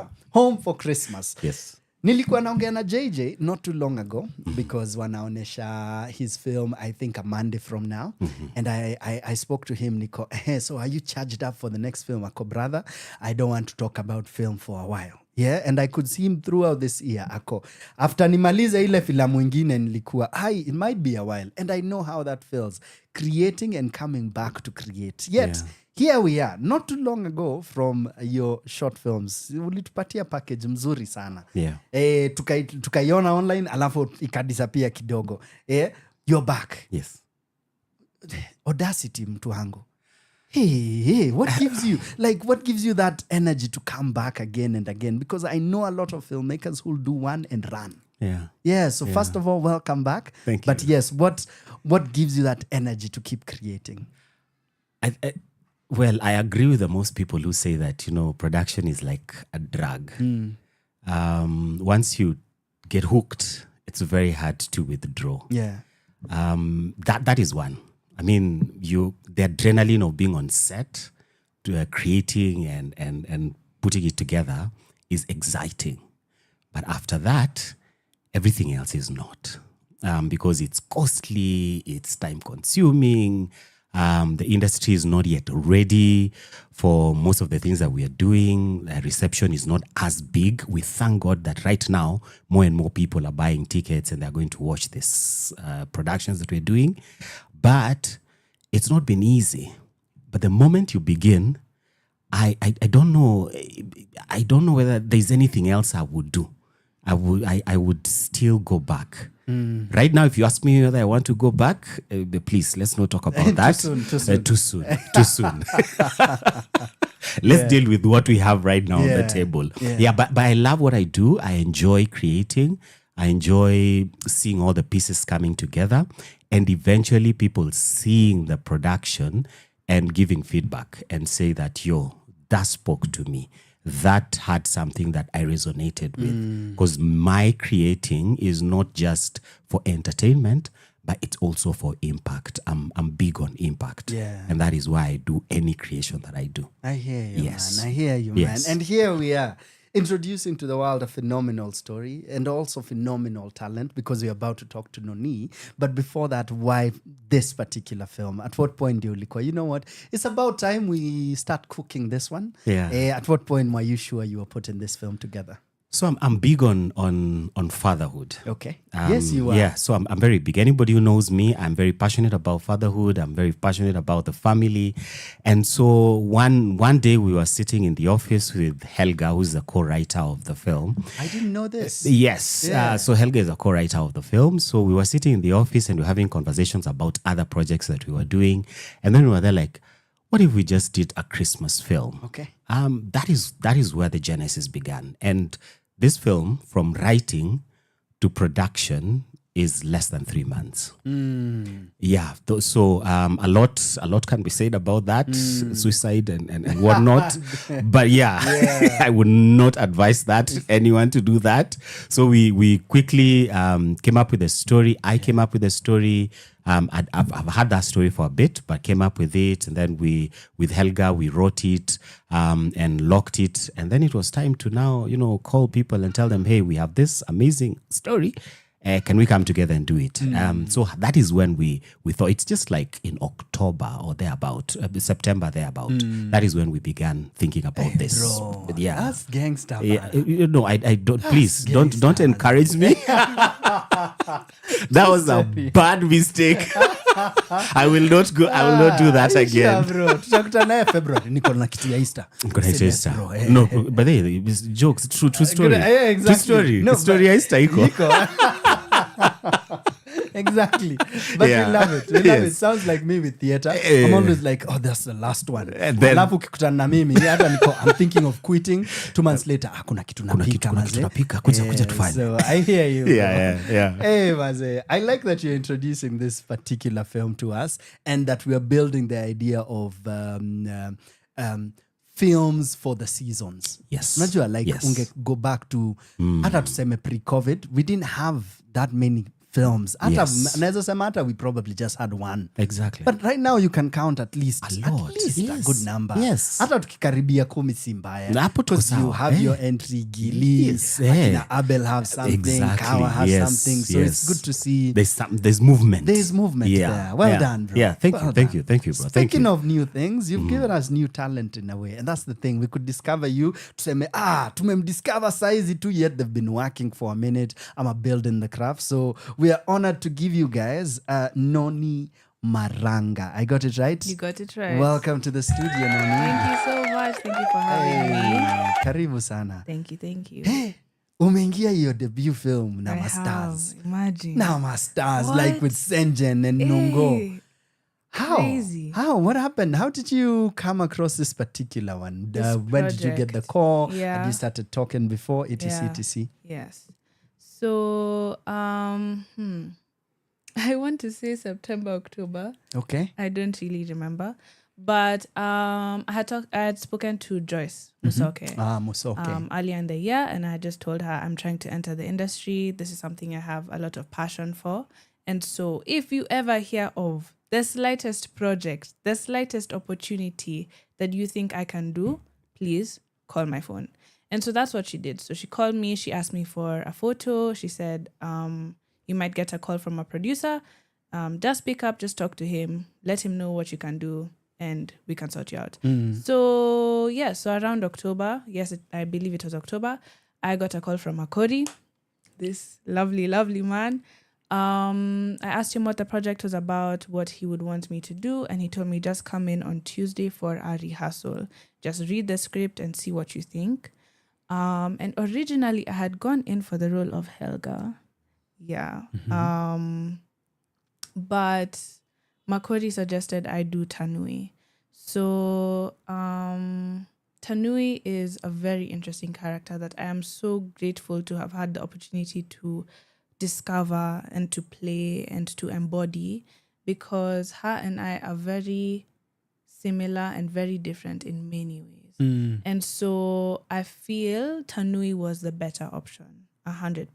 I feel I resonate a lot more with her than Helga. Hey. And so Makori making that call and saying, I think this role is better for you, I said, let me do it. Definitely the right Definitely, call. I agree. Definitely the right call. Okay. Yeah, so that's how I heard about it. Tap, we're shooting. Yeah, It and was here we very are. quick. Yeah. It was very, very quick, but I am so grateful to have been part of the experience, to have met the cast, the crew, to just have been a part of the storytelling. Yeah. Is something I am forever so grateful to Makori for. Hey, look at that. So, yeah. Dear world, welcome. You're welcome. Mkiona Makori mnamwambia asante. Thank you. You're doing a good job out there, introducing new talent to our eyes and to our screens. Let's talk about it. She's spoken about Tanui. She's spoken about Helga. Sisi from the outside took her, okay, we'd really like to know these people. So what's the story about? Who are these people? etc. Nimewasomea tu synopsis, but clearly hata mimi outside. I'm just observing and telling guys, this is really cool. Wakiniuliza nitakuwa, no, just trust me. Yeah, so tell us more. Exactly. So Home for Christmas is a story that is centered around Moses Kimani. Okay. So Moses Kimani is a typical Kenyan who's struggling with life. The economy has hit him badly. So he decides, together with his wife, he decides that, let's look for greener pastures. So they decide, you go, I will stay and take care of the family. And they agree the This duration. is the wife? Yeah, with the wife. Okay. So the duration is 5 years. That's what we agree. 5 years is what you go, that I can hold fort for. But after that, you need to come back and let's build this together. So he goes, but instead of 5 years, he stays for 15 years. Yeah, so a lot happens within the family. So the father is Moses Kimani, the wife is Ipora Chebet. It's a mixed family, so that you had. Then they have 4 kids. Helga, they have Hesbon, they have Nyambura and Tanui. Okay. Yeah, so these 4 all turn out differently out of the absence that the father gap created. So when he comes back, Moses Kimani, he comes to a reality that is not what he had envisioned. Yes, there's a lot of opportunity. He's sent a lot of money. They've set up businesses. They've bought a home. They're living well. The kids are going to good schools. But there's a lot of soft issues that have cropped up since he left. And that is what he comes back to face when he's in those 3 days. So this film is set in 3 days, 23rd, 24th, and 25th. Christmas. Yes. Oh, look at that. Yes. Oh, man, it feels like such a feel-good, yummy film. It would...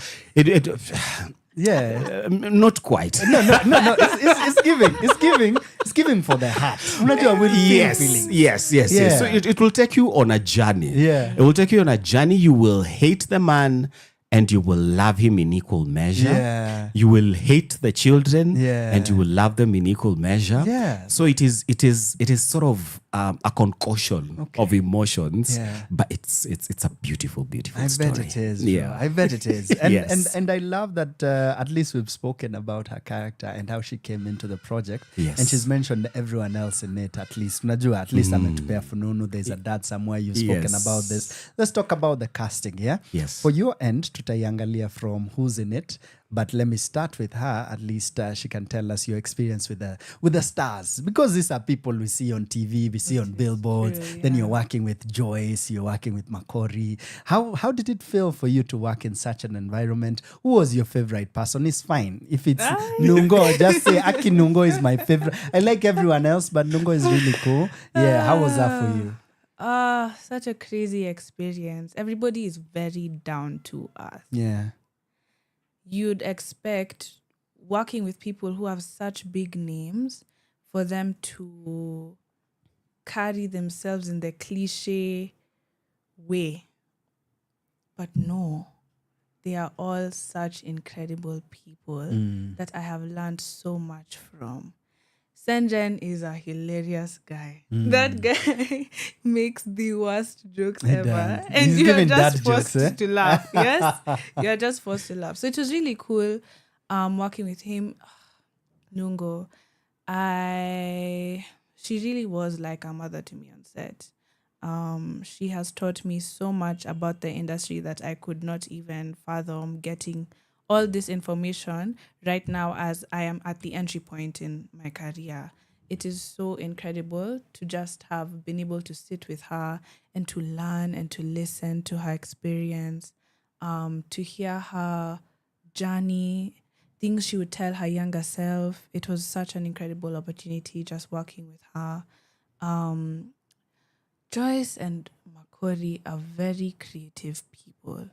And so being able to see their visions come to life was also such an incredible opportunity. Genuinely, they deserve all the quote fame that they have. Genuinely, they are such incredible people. And their vision is just incredible. I just wonder, how would I have even thought of that? You know, to bring this certain story out in this way, to communicate what they're trying to say in such a flawless manner, I think is just so wonderful. And so, yeah, to say the quote big names that I got to experience, it was such a lovely. Huyo apewe kazi tena. Apewe kazi. Kabisa. Tena next film. Next film apatiwe already. For sure. Yeah. That's good to it hear. was so incredible. That's and good to then hear. all my on-screen siblings, such cool people. Yeah.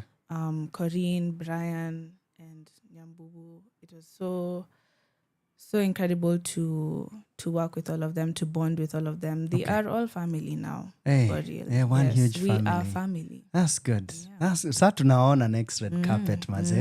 So that's good to hear. Yeah. Yeah, fantastic. We'll get into more about this particular one. Yeah, jump in. We forgot a very, very important cast that we're also introducing. Okay. It's called Mark. Mark. 10-year-old This is the young boy. sibling. Yes. Please, Yeah. He's not a Jeremy. sibling, he's a grandchild. Jeremy. Oh, for real? Yes, yeah. Oh, this gives a layer. There is a child who got a child. There's a child who got a child. Surprise, daddy. Yes, like I told you, Yeah. everybody dealt with the father's absence differently. In a different way. Yes. So, So Mark is incredible Yeah. and besties with Tanui. Good, Yeah. good. Are you giving us like on the edit introducing? We're introducing two. So nice. Mbona nipige makofi na hawa wanaweza piga makofi. That's what's up. I like that. I really like that. I really like that we've spoken about the cast. I wanted you to shed a bit more light over there, but it's a good thing pia umechangia na hiyo. Yes. I want us to jump into the next link. Yes. Sai tucheze mziki kidogo, then come back to this conversation. Pia nisikie hiyo mbogi iko nje kuna kaaje, ndio tujue how we'll split the next couple of links. Ndio. Ladies and gents, kindly engage them. Picha Safi Productions. Everywhere, right? At a LinkedIn. Everywhere. Yes, everywhere. Everywhere. Holla at them, support them in any way. And for now, the most immediate is buying your tickets. Already, we'll tell you how. We've already told you the where. We've told you the when. So all we're waiting for you to do is buy and show up. Yeah? Nimeona wameandika mali we are dressing elegantly. Nitakusomea di dress code. So nitatafuta ile shati nilivaa ya top 40. No, goodbye. From sunrise to sunset, all day and night. Power Radio.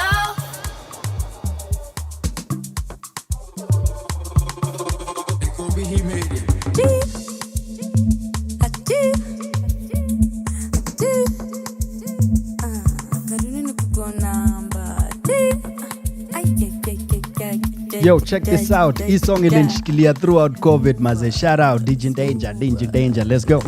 Put your hands up in the air, air, air, air, air. Put your hands up in the air, air, air, air, air. Put your hands up in the air, air, air, air. Put your hands up in the air, air. Yo, Kunzela, about that villa.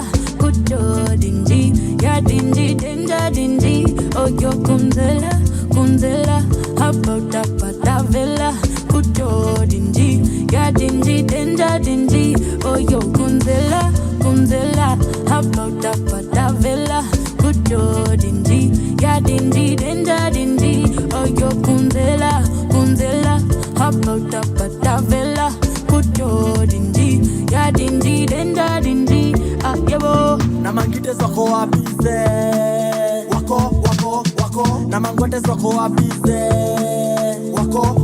wako warombozaji ndo kufika de put your hands in the air hata ka unafea mina jua umelemewa hizi tricks ndo zimetepwa mavibare tu kwa hewa mangeos na wamebeba hibash jo imeweza mina crew tunajibamba na kangeos mina dai namba nikikawaida kanyoroshanga na hiyo beat nimeimada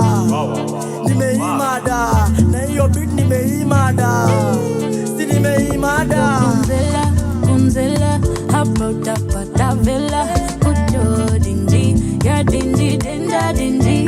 Oh, yo, Kunzela, about that villa. Put your dingy, yeah, dingy, danger, dingy. Oh, yo, Kunzela, about that villa. Put your dingy, yeah, dingy, danger, dingy. Oh, yo, Kunzela, about that villa. Put your dingy, yeah, dingy, danger, dingy. Ah, yebo. Mi nambo get tuna come through bash ni lit washe bade ndo tubantu janks ni wengi hapa ratio lonely times 2 zaid na beba utadhani ni matatu. Hello, hey, what's your name? Bewa Remy na plus Jane. Waiter, hey, please keep change kama vibe ni right, please bump your head. Yebo. Put your hands in the air, air, air, air, air. Put your hands up in the air, air, air, air, air. Put your hands up in the air, air, air, air. Put your hands up in the air, air. Niku katika leo niku katika leo ni fiesta forever leo nikupata kwenda leo tumekuja kuwateka ngama vinemena nikeja wamebeba leta trileta vela tunawashanga washa hiyo kitu leo nikupatika leo nikupati after party leo nikuchachisha piano I know sasa hiyo piano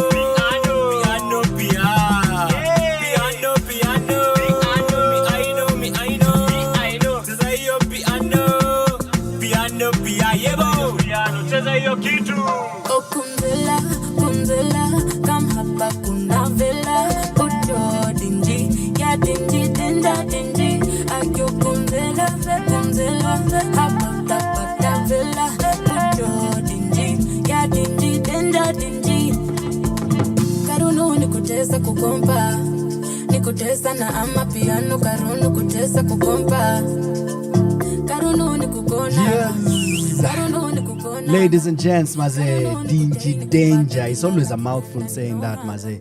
This song, ilinishikilia COVID bana. Nakumbuka tukienda sijui Kiambu for weird concerts. Usiku wa manane, tukashikwa na makarao, tukaanza kukimbia. No, I'm not telling a story. Makori ataifanya filamu, so ni sawa tu, ladies and gents. Welcome, welcome, welcome. Remember, this is Power Radio. From sunrise to sunset, all day and night. Power Radio. Nice. Home for Christmas. What are your plans? Well, I'm giving you this plan on the 19th. Tunakupangia form. Utakuwa wapi? Utakuwa Anga. Si mbali by the way. Unaweza andika tu kwa cab. Anga Cinema itakupeleka Paki. Kasi hivyo. Hata unaweza enda Kalesa, si mbali. Unaweza chukua Mathri, si mbali. It's just here. Unatokea looking all elegant and nice and scrumptious. Usijali, nitakuwa huko kuprotect kaya unaogopa katiwa. Unajua, sana sana mimi ndio nitaka mkatia. Nitakuwa, hey, what's up? Umewahi Google. Unajua. And what will we be doing? What will we be doing? We will be checking out the latest Makori film because it's telling us this is why family is important. Yes, you go through all these things, but remember, this is your circle of people, whether you like it or not. You can choose to do what you want with them, but come. Check out this film and maybe that conversation will be easier for you with your father, with your mother, with your siblings. I don't know. Just come through. It's promising to be a good time at the cinemas. Home for Christmas. Imekuwa jikoni. Now it's ready for serving. And tumejua there's Psenjen in there. There's Nungo in there. There's our guest in here, Maranga, Miss Maranga, right? Yes. And definitely the director behind this. One thing I really appreciate him is his collaboration aspect. He's spoken of collaboration in the writing. We'll speak about collaboration in the directing as well because our next guest will have a bit more on that. But for now, wacha tuanze na the casting. Tell us, everyone else in it, how you ended up with these people. We know why. Unajua, they're phenomenal, but we need your story. Go for it, sir. All right. So the script is ready. Yeah. And now we want people who will bring that script to life. So the first people I called is Joyce and Psenjen. Okay. So speaking with Joyce and Psenjen, we were there brainstorming and going through the story, panel beating and trying to make it better, of course, because I'm not a reserve of ideas. The ideas are all over. So it's what we have right now is not what we had then. Okay. But thanks to Psenjen and Joyce and all these people. And so we were thinking, who will best bring this story to life? Yeah. So we were there brainstorming and we're like, okay, a couple of names who are being thrown around. And when it came to Nungo, everybody was like, yeah, that is the one. So we had a conversation and graciously she agreed. And I was over the top because it was my first time working with her. And I'm really, really excited. I wasn't sure what we were going to get. But I was happy as we went through the motions, through the rehearsals, just having conversations through her character, bringing her to life, bringing now Zipporah Jebet to life. It was such a joy, even the questions that you would ask, okay, why, trying to understand the why of that character, would just give, experience and skill and passion. And yeah, so that was Nungo. And then there was the kids. So how do we get the kids?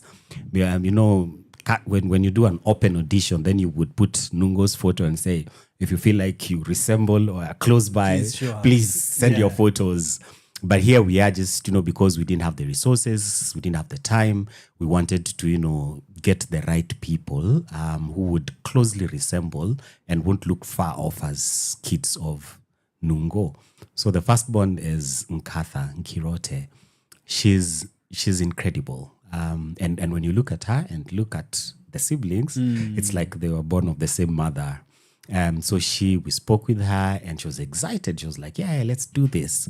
Then we were thinking, okay, who's the next sibling? There's Tanui, of course, who is none other than Miss Maranga here. Then there was Corinne. Corinne is now the gadget addicted sibling who's also incredible.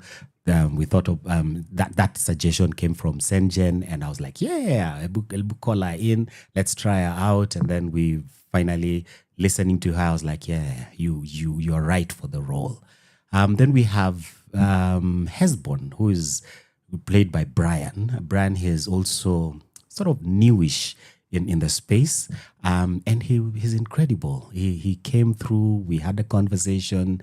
He on the read through, and he was, I felt like, you are the right person for it.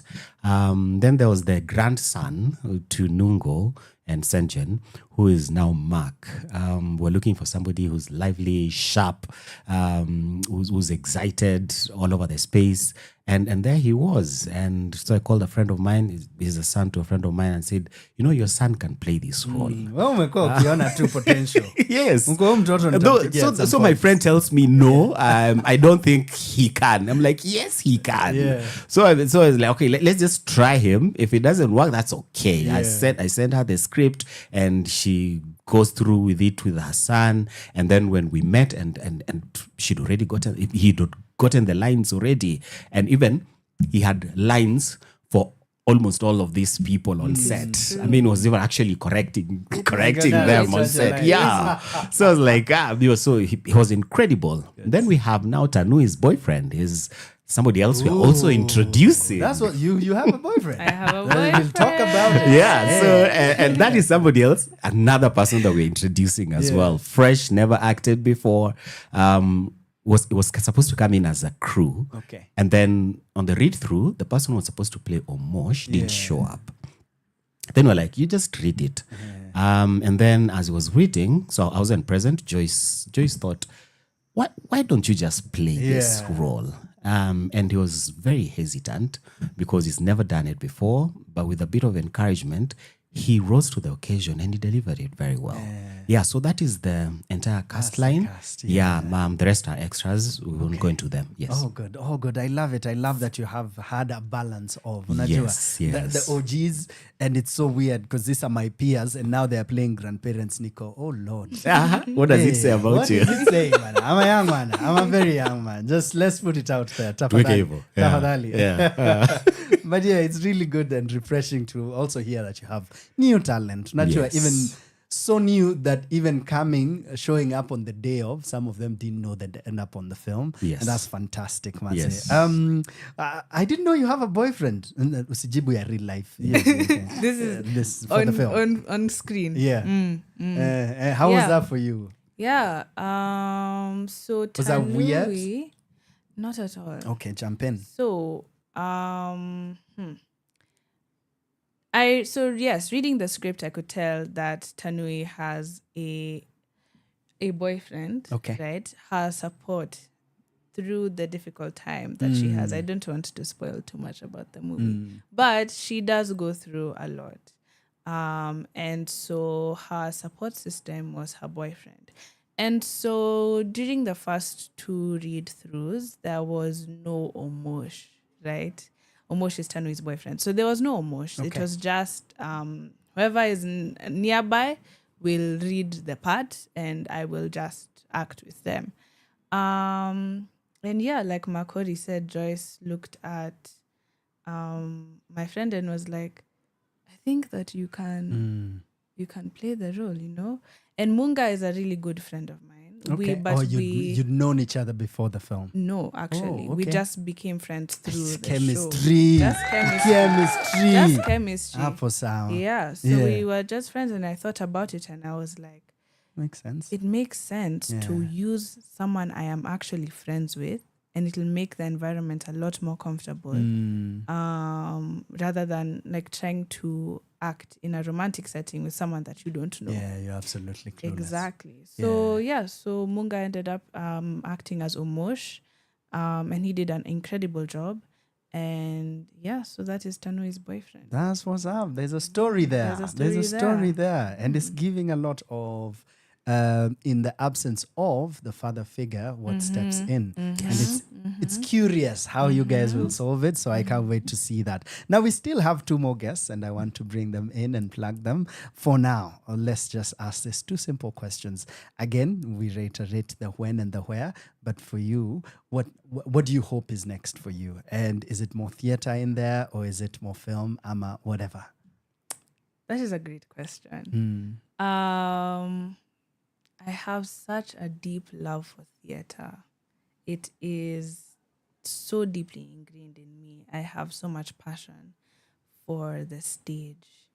But film, I feel with film, there's a lot more emotion you can pull and demonstrate to your audience. Because with theater, you're so far away, but with the kind of cinematography that comes with film, emotion is brought out in such a deep manner. And I think the impact that you can give in film through emotion is definitely something that I want to do. And so hopefully, I am so open to everything, anything and everything. But film. Interesting. Yeah. Very interesting. I'm curious what answer you'll give me 5 years from now, because I'll still ask you the same. I bet you there's 1 or 2 things you'll agree with. Yeah. But yeah, well done. I wish you well. Thank you. Are you on the so socials? much. Can people reach out, give you gigs and all? I am Instagram and TikTok at It's Just Noni. Okay. Yeah. Hey, holla at Noni, because it's just Noni. It's just Noni. Call her for films and theater too, but mostly please. films. Yeah. Yeah? Yeah. Asante. Thank you. Makori. Yes. Tukumbushe tena, where are we catching this film? So the film is on the 19th of December. We come there at around 6 p.m., but we start screening at 7 p.m. We'll be doing that at Anga Cinema, Diamond Plaza, 2. Don't go to 1. It's right there.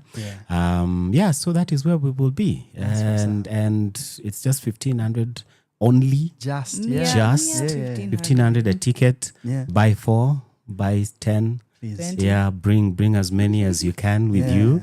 Go to Sanapost. That's where you get the tickets. Okay. Yeah. And come. Family friendly?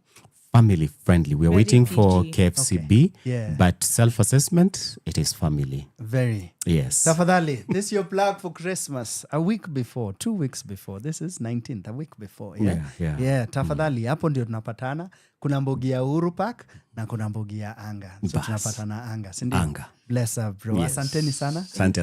Makori. Yes. The company and you, socials, LinkedIn, whatever. Yeah. Everywhere is Fred Makori. All. Everywhere. And everywhere it's Peter Safi Productions KE. Asante sana, maze. Ladies and gents, you had it direct from them. I'm not just plugging you to stuff I don't know. I'm plugging you to stuff they do know. And they are good at it. As you can tell, the future of film is bright, courtesy of the man, the myth, and definitely the legend. Ladies and gents, catch you in the other link.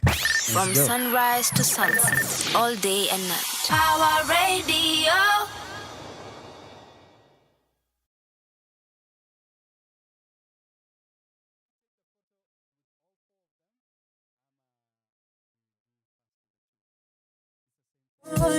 Karibuni kutext tutaona ndani mi karibuni confess nina mafilo lakini I know wako ni kalongo love bado nakumiss sitai forget ile kiss the best timing was this our loving was real so siati nakudis but it's better like this, cause we've gotta admit it. I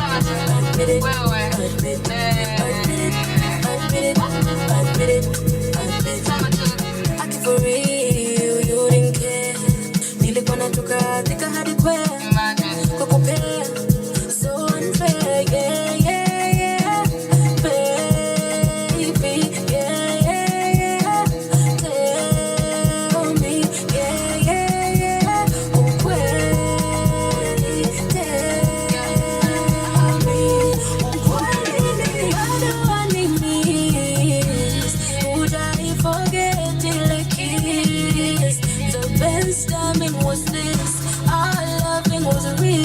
so said you not need this.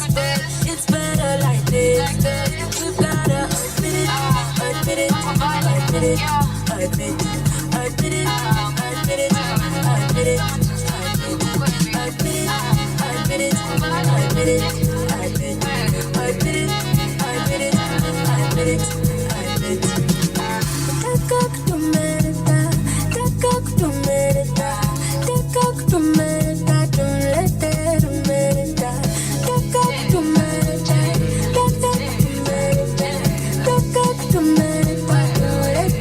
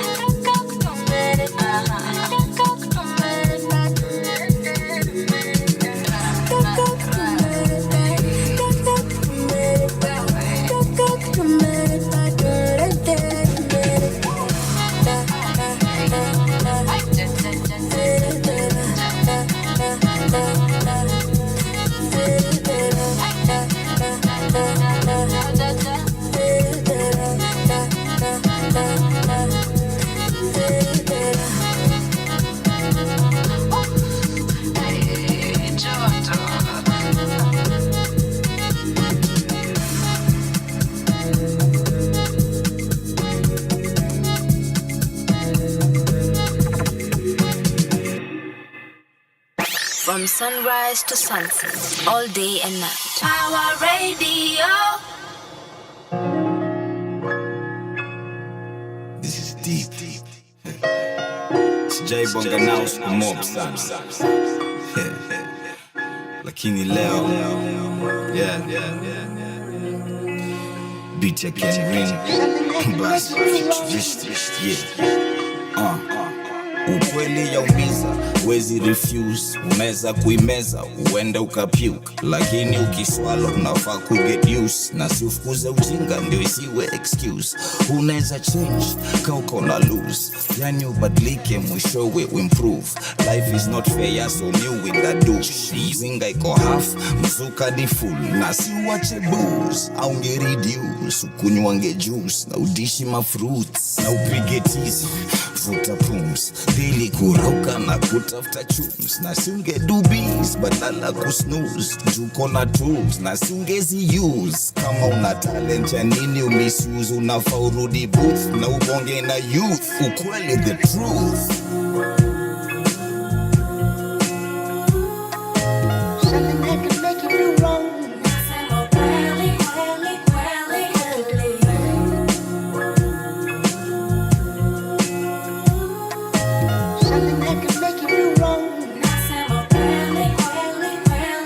Niko set, tena brand new, napiga mahesabu, kalamu ya blue, nachorea ma-artist na mkono withdraw, ni line ya perspective, minafaa kuimprove, naipiga picha, naiframe yeke juu, ndani ya circumference, mabeste ni few, na sako zingine, zitaku-misuse, zitaku-wreck, ukitangle na crew, so kama una option nyingine ungeichoose, au unaweza kutry na ma-angles obtuse, ukiona mapae, ka-square ya Nairobi, kapienga kwa boot, maspeyas kwa boot. Mimse wa hood, baby my foot, dubis ni mbrud, kwani utadu, behavior uncouth, na siezi stoop, lakini saa zote ni ubonga the truth. What? Yeah, ni baraka za Mwenyezi.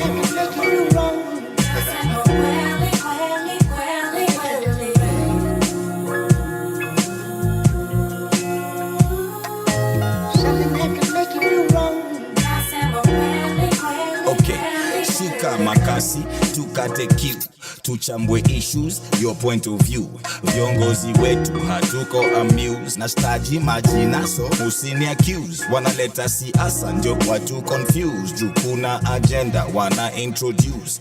Watatuzaje na si ndio produce, si walituibia wakai reproduce. Mafuta ina nuksi, Gaddafi aliprove, Saddam alihang, shingo kwa noose, jicho wapevu, picha kwa news, watoto wanauawa ndani ya matiu. Mawingu Mbingu ina moshi, poisonous fumes, umwagaji damu, hatuwezi assume. Harufu ya maiti hainanga perfume, mauchungu na chuki zishatu consume. Usije mdharau mwenzako, hujui ni lini ye atakufaa. Dunia ni duara na watu kutana, so kesho itakuwa ni balaa. Nasema kweli, nasema kweli, kweli, kweli. Nasema kweli, nasema kweli, kweli. Ladies and gents, look at that. Ukweli, the truth. That is the one and only Abbas going deep. Mmezoea tu Abbas akiwaambia una blaze it, more fire. Ladies and gents, well, welcome back. This final link, or we'll do 2 more links. We'll talk with this lady and gentleman about filmmaking and theater and so many things. Na hii link hata nimeingia late because mimi nilikuwa nafungua roho, nilikuwa tu and then ladies and gents, we give you the one and only Psenjen. Makofi, shangwe, vigelegele. And the one and only Joyce Musoke. Hey, karibuni sana studio. Thank you. Yeah, good to have you, maze. Nyinyi tukiweka tu nominations and trophies juu ya meza si shaja. So how does it feel to be revered artist? Unajua, I used to check out Psenjen's name in the paper every time. Nico, this Psenjen is in everything.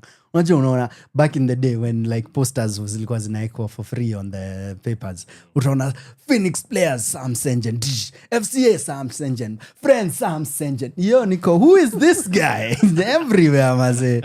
So Psenjen, maze, how does it feel to see that there is more film out here for you in your career than it seems theater in this season? Because the last 2 years, we've seen a lot more screen work from you than any other thing. Is it weird?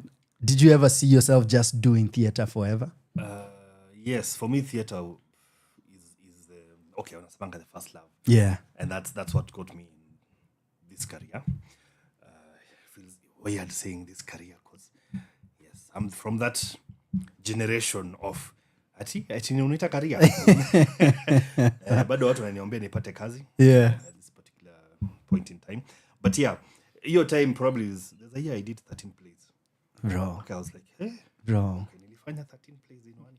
But probably that was when you were seeing my name everywhere.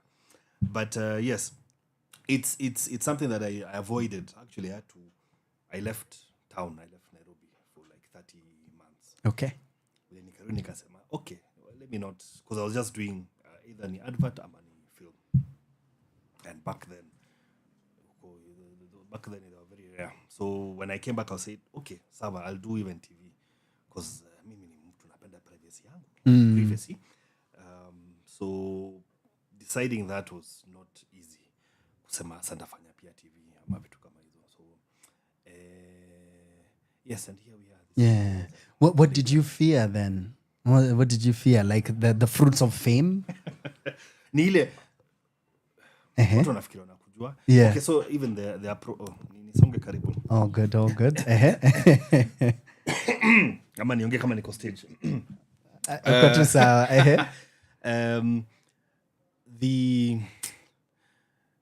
Saa zingine unapata na mtu anakusalimia, okay, so you're trying to think, okay, where do I know him from or her from? And then realize, oh, ni TV, ameniona kwa jumba yake sana mpaka nafikiria. Sasa mmezoeana, yeah. And so before you realize, ni uka TV. So initially it was, but nowadays I've gotten used to that probably screen work, not that we know each other personally. So that was what was throwing me off your time. Yeah. Napenda tu nifanye vitu zangu, because you do stage, it's just the people who come to watch who know of you. Yeah. But now TV hata ushago nini wapo. Everywhere, maze. Uko Kericho in the middle of nowhere. I tell you. Yeah. Yeah. Okay. So that is what made me avoid that for the longest, okay, not the longest time, for like 6 years. Yeah. Because nilianza anyway, 2001 was my first professional, okay, nilianza before that. Yeah. Professional stage play at Phoenix. Kwanza huko ilikuwa special. But then yeah, so after 06 nikaishia, nikarudi shule. I came back to Nairobi, avoided, but then I was called, where? I went to watch a play and then I was told, where's you? uko free kuja sema okay sawa, and look at that. And I was like, you know what, I need to maybe add TV as well. Yeah, okay. I like that, Maze. And look at you right now. Question is on screen, what are you not in? Unajua imekuwa ni wewe na Agengo hapa tu. Ukitaka bad guy, call Agengo. Ukitaka mbabas, call Psenjen. Unajua? It's a good season. Mko wengi lakini, but yes. Mko wengi? But yeah, you've been prolific at it. That's what's up. But speaking of people who've been on people's screens forever, Maze, Joyce bana, wewe ushazoea. Like hata najua wewe utembea na extra pen to your autographs. How's that life for you though? Unajua? Let me start by laughing. Anyway, what's your relationship with the masses now in this? Unajua cause saizi, yes, you're still on TV, but saizi nika watu wamezoea. How is that for you now? Have you ever heard of the term two-snap celebrity? What? No. Where, okay, now the ones who are watching, it's like you look at a person and you first have to do I know you from somewhere. I know you from somewhere. So the funniest one is like wananiangalianga, como they girls. I'm in Daddy High School. So the last time they saw me, they remember me in school uniform. So they remember me from the past. Yeah. So yeah, they usually feel like they're sure we're in school together. Yeah. Yeah. So yeah, that's it. But Okay. I think I'm at a sweet spot now. There's a time before where, dealing with the masses was not any. But now you fine. found Now like a sweet spot. I have I enjoy anonymity and I enjoy my two snaps. Like a nice balance. That's good. That's good. Okay. The last time we were with you in studio, particularly on Center Stage, we were talking about the work that you had just put together. This was Mono. Yeah. And nilikuwa na enjoy Makori saizi, nikimwambia the thing with making particularly a feature, hata nikikuongelesha a few months after utakuwa. So when's the next film? I don't want to talk about filmmaking right now. And one is never sure when next they'll put it like the hat back on. And yet here you are, So what changed? This is very embarrassing. Because I remember saying last time that I'm not going to do this again. Here I am. Here you are. Yeah. What is different? Well, I think for this one, Makori did most of the heavy lifting. Really. Okay. So low-key that helped? Yes. Yeah, so it just... I enjoyed being on set. I enjoyed directing. But he had all the stress, so... Yeah. Show up and have fun. Show up and have fun. Okay. Is this what this is? Is this a fun movie? It's a family movie. It's a Christmas movie. So if it's going the Hallmark movie way, so yeah, it will have you in your fields. Is it? I don't know if I would call it fun like yellow. I'd put it maybe at orange. Okay. Sometimes blue. Okay. Sometimes Okay. I hear you. And it's interesting that you call it a Hallmark type. Because, we sort of know what those are. They are very family-centric, lots of drama in there, and does go deep, does play light as well. So that's so interesting that Tusha gets the brand name for some company, and we now, I know exactly what you're talking about. And we are glad it's not a Tyler Perry type, it's a Hallmark type. And that's good. That's what I'm saying. Like, we have names, now we have already attached an expectation. It's a Joyce Musoke type, you know? It's a Joyce Musoke type. That's what's up, Maze. What's the relationship so far? Atasi so far, wacha tuanze from scratch. How did that relationship come in, you and the film, and the journey to where we are now? So Makori called me up. At first he wanted me to act, and then he changed his mind, and then he wanted me to produce. And then I was like, I'm not producing. That I'm sure I'm not.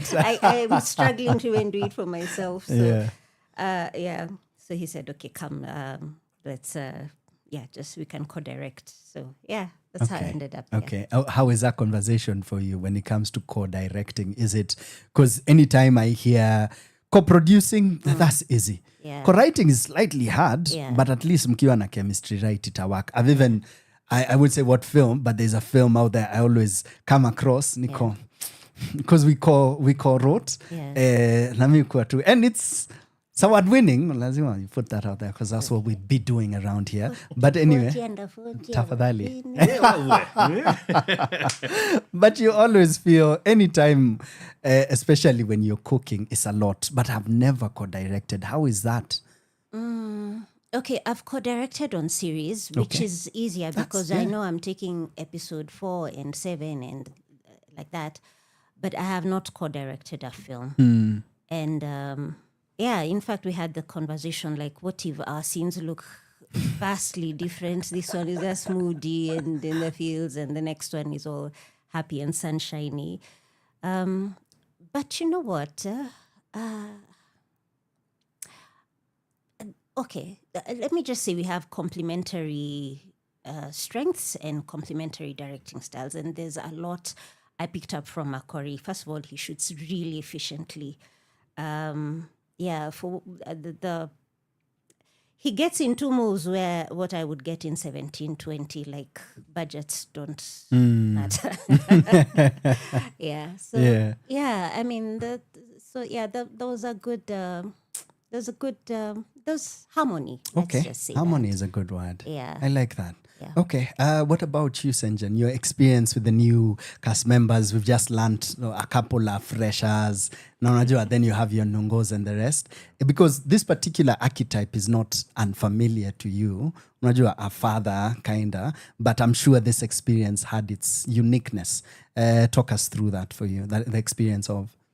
Interesting that you've said. I don't think I've played too many fathers. Anyway, who you are focusing on their fatherhood and other things. So yes, it was saa zingine I feel okay, mimi even now I don't feel like I have something to share, as in niko na wisdom. I don't feel like I have wisdom. I don't feel like naweza uliza swali, mbona unauliza swali, ulize director ama mbona unauliza mimi, I'm just an actor kama wewe. so that thing, getting over that and being able to share and share, not feeling like okay, sijui nasemaje, ile una feel yes, you know. So being able to bond with them and just be free without feeling like mbona naangaliwa hivyo, mimi ni Psenjen tu, kwani kuna shida. So that was interesting. There was actually a couple of them. Yes, a couple of them I'd worked with them before. Okay. Not worked. The eldest, the one who plays the eldest daughter, we had met when we were promoting 541 short film series. And so we talked, nini. So we were namjua before that. And then another one had played my daughter in a pilot. Actually,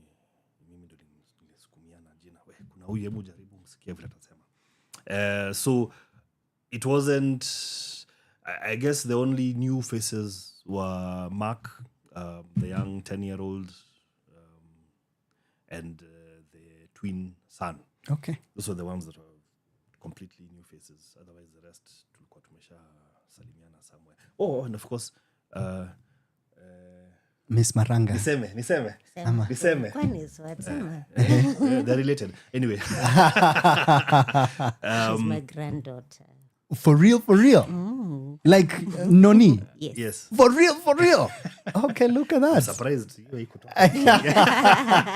No, ilitokea. Joyce made the call, but haikutokea the... Ati Joyce ni... Ni really good. Industry. Anyway, yeah, so, and her as well. And wote ilikuwa, I don't know, it felt comfortable. Okay. We didn't feel like, okay, we need to spend more time. Yeah. But then again, because of the story of the 15 years away, the awkwardness maybe helped us. Oh yeah, that's good. That's good. Yeah. That's good. Yeah. Okay. I like that. Clearly, it's a family movie. We are selling this in the Christmas season. This is a weird question to ask, and I always hate when it's thrown to me. But the question would be, for me to get convinced kutokea kabisa, why do you think I need to show up? Anga 19th, 6 p.m, get your tickets already. But why do you think I should? Nilikuwa nimefikiria kuget tiko tu ya just me and my person. But why do you think I should get my relatives? Like, nikam, let me buy 10 tickets. Why do I need to be there? Okay. It's December. I don't know. For me, even remembering Christmas, even as a child, I remember watching movies and being immersed in experiences. And I just think this adds to your Christmas feel. So you do you go for your carol service, you go watch Home for Christmas, it just adds to your Christmas. It gets you in the Christmas feels. Yeah, things to do. Yeah. And it's really it's a sweet film. Good. I like that. Ladies and gents, no other place to be on the 19th. Anga. This is Parklands. Check them out, 6 p.m. Wakisell out, labda watatupatia show ingine, but go check them out. These are superstars of what they do, and there's a reason they are so famous and they're award-winning. Unajua, no wonder these guys, their rates are something else because they're really good at what they do. So kindly show up. 1,500. Saa hiyo ni pesa ya kunyama mtu. Tokea, go watch the show. Buy as many tickets. 6 p.m. utafika hapo earlier. It's actually 7, but mnasema 6:30 tufike na to dress elegantly. Sindio? Salimia watu. Sindio? Interact kidogo. Buy a coffee or something. Last question to you, Psenjen. Again, weird question, but we'll run with it. Go wherever you go with it. What do you feel is the heart of this film in regards to fatherhood? What would you say? In fact, what have you learned from the experience of this film around fatherhood?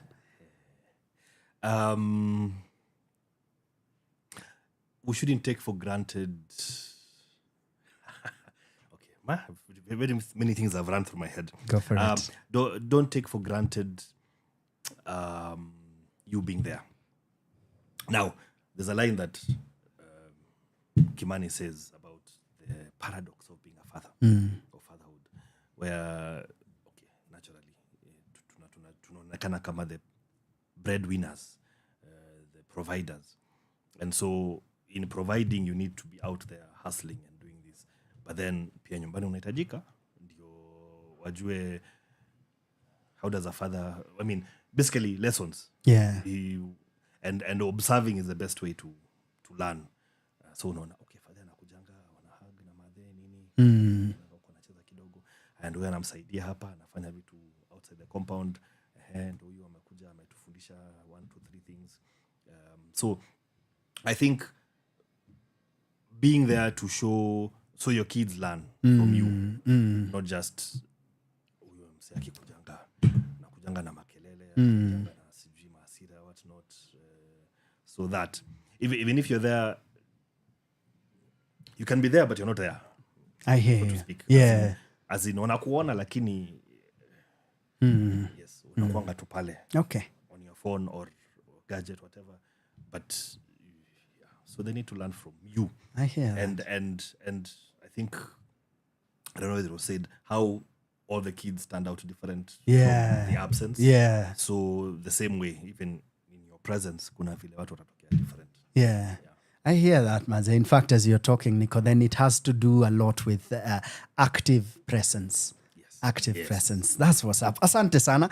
I can't wait to watch you do this, Maze, especially because it's weirdly around the same season in your life in terms of progressions. So shout out, Maze, to the family in this one. Na ipande nyingine. Congratulations on everything so far. I can't wait for Maze tafadhali, Theatre Awards and everyone else. Please give this man as mpatie his accolades. They keep calling me for government awards. You pigieni Psenjen bana. Umse Maze. so deserving, man. Thank you for everything you've been doing all those years. 201 kuendelea mazee. Tafadhali kazi endelee na bado we still have a film we're making. Yes. Yeah, tafadhali. Tupangane. It's coming. Bless up, bro. How can we catch you on the socials? Psenjen Sam. Psenjen. Papa Sierra Echo November Juliet Echo November Sierra Alpha Mike. Okay. Basically my unique name. Yeah. Sam. Yes. So it is Psenjen Sam. Twitter, X. Yeah. X na Instagram, yeah. Facebook ni Sam Psenjen ama aka Psenjen. Siko TikTok. But Facebook active. Yeah, well, kind of. Okay, so I'm not really active on the socials. When there's something to post, I usually post. Yes. Oh, good. Thank you so much, Manze. Joyce, what about you? Joyce Musoke. Atene nifanye hiyo nini spelling kwenye Gani Musoke ama Joyce? Joyce Musoke. Everywhere. Asanteni sana. Asante. Yeah, I celebrate the two of you, Manze. Thank you. Joyce, Thank always you. a pleasure. Mi kuwa actor, by the way. Simu ni ile tu. It is well. Kupeana kazi. It is. Ladies and gentlemen, Maze, I'm seeing you at Anga on the 19th of December. Tutakuwa pale, tumevaa masuti ama tumevaa elegantly vile utainterpret kivyako tu, but it's a good time. Get your tickets on Sanapos, get them already because soon enough tutakuwa tunasema ni sold out. As for now, tunasema Merry Christmas. We send you all the good vibes and good energy to you and yours. We hope to see you on the 19th. Talk soon. Mina come one more link at least kabla tufunge. For now, acha turudi kwa mziki. #Kigondu is on. #center stage, baby. Let's go. From sunrise to sunset, all day and night. Our radio.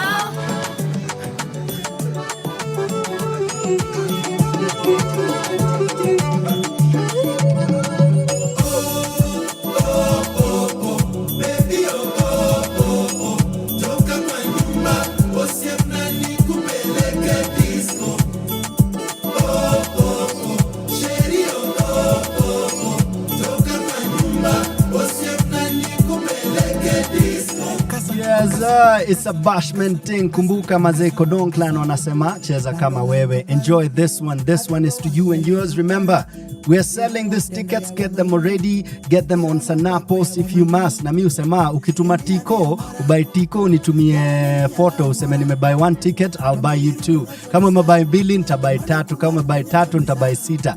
Ama vipi, talk to us. Catch us. Picha Safi Productions everywhere. Get your tickets. Talk to us. Tuendelee na hiyo vibe kama kawaida. Kodong Clan tuendelee. Omina chibela wachilavu wema sando ya kama uke ukara chwanyo ni wachilavu miya yoro mudo kama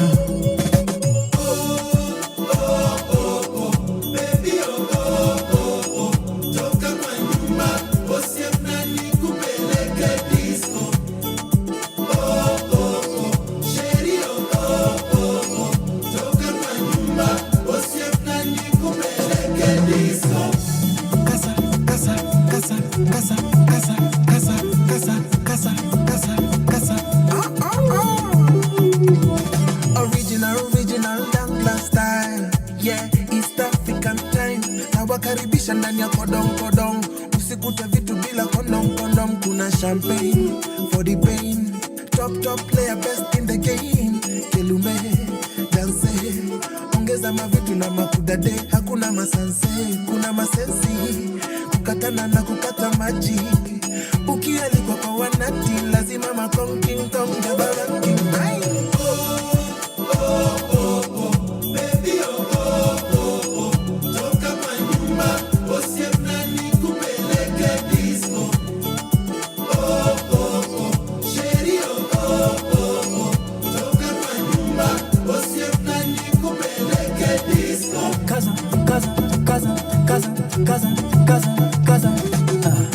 Drinks on the house, mazadi wamefika, watoto wenye class vile wanachachisha na tukilante kivile kuna badilika, good vibration na kuna kasirika, kina mina wamewasha kingdom. Samina mina wana waka waka na kibong. Madoba zako don clan wana sing along. Villa thong rende rong kwa machom tuko zone. Big tune big sound tunafinya kama sembe. Mix ya dance solo hangla mulembe. Ngoma tamu sana zinacheza kama stenje. Tuko disco tumepull up tuko genje. Yeah yeah yeah yeah.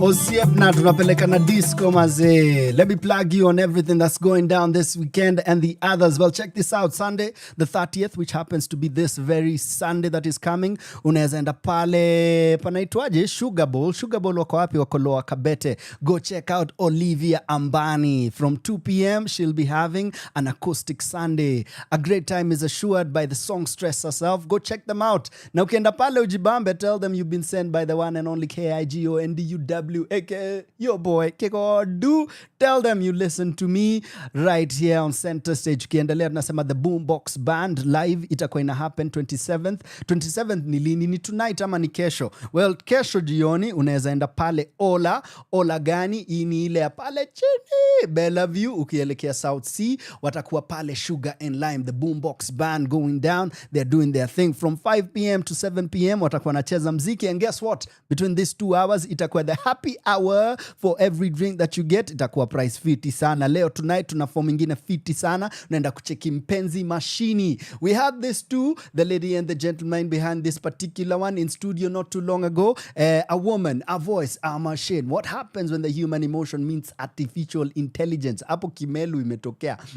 What happens when human emotion meets artificial intelligence? Written and performed by Valentine Ziki, directed by the one and only Gilbert Lucalia. I'm going this evening to check them out. Watakuwa Brayban, advance ni 1,000 pekee at the Doni 1500. Get your tickets on madfan.com. Ni wase wengine wazuri sana waundi support kwa gig zangu, and I see what the good work they're doing all across the area. Ikikam ni concerts, go to Madfan. Ikikam ni theater, go to Madfan. Voulez-vous, seswa, sijui hiyo ni nini na sijui kuisema. Well, guess what? Voulez-vous itakuwa inaonesha for one more time. Close the year, Friday the 5th of December from 7 p.m. Tikiti ni 5K peke yake. Account number utaenda ucheki on their socials, but these guys are showing at the Wine Box. Unaweza contact, hizo contacts wamepeana pale on their socials, so go check them out. Wanaitwa the Academy of Dance and Art. This is Origins Dance Company. Check them out. We had them in studio not too long ago, and they are having this particular show for one last time.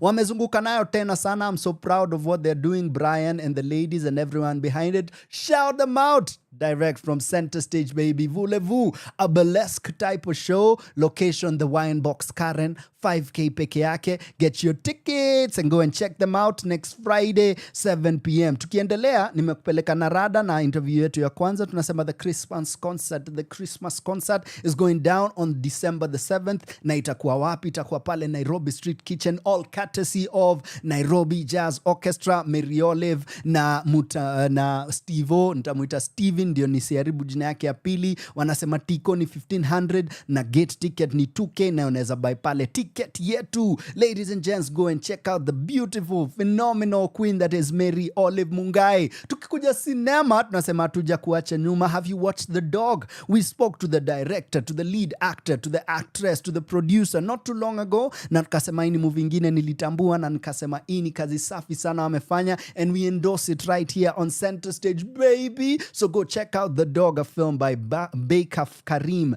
Baker Karim ametuambia he's now doing another film, very different energy, very different country, but it's not the last time he's here. Well, this might be the last Friday you can catch it, 28th, 7 p.m. at Unseen Cinema. Unseen iko hapi, the rooftop ya 623 Wood Avenue, aka opposite Yaya Center. The Dog, starring very, very phenomenal humans. If you want me to say their names, there is Alexander Karim, Robert Agengo, Caroline Muthoni, Lorna Lemi, and of course the legend herself, Caroline Midimo. Ladies and gents, itaongeza mengi. Ndasema asanteni sana kwa kuwa na mimi. Ka umekemba hii radio yetu na unatufuata every other time, na kuambia Power Radio is a place to be. Center Stage is a show to listen to tune in, to tell your people. Now every time you miss us, well, guess what? You could always catch up on your YouTubes, and every so often kuna repeat ya hii show saa sita ya usiku ka that late na unatusikiza on the website. As for me in my house, I'm saying I'll see you at the next play, I'll see you at the next cinema spot, I'll see you at anything going down that is live. I'm probably in the audience having a good time. If definitely siko nyuma yake nimearrange. It's me, your boy Kigondu. Nasema asanteni sana for anyone who's endorsed this guy in any way. Asanteni sana for the congratulation messages for the top 40 under 40. I am honored, most particularly to be ambassador of the arts, but most especially to represent the theater scene. Asanteni sana. Catch you on the socials, but most importantly, catch you at the cinemas, catch you at the theaters. Peace in the Middle East, peace in Sudan, and most definitely peace in Tanzania. Kwaherini. If you're voting, vote right. Tumia akili mtu wangu. Peace.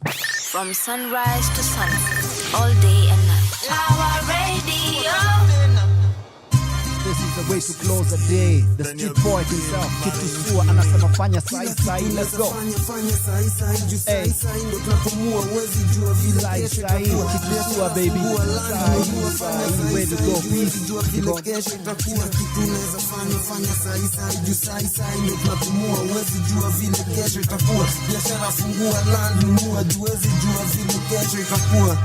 Kila kitu neza fanya sai juu sai ndo tunapumua, huwezi jua vile kesho itakuwa.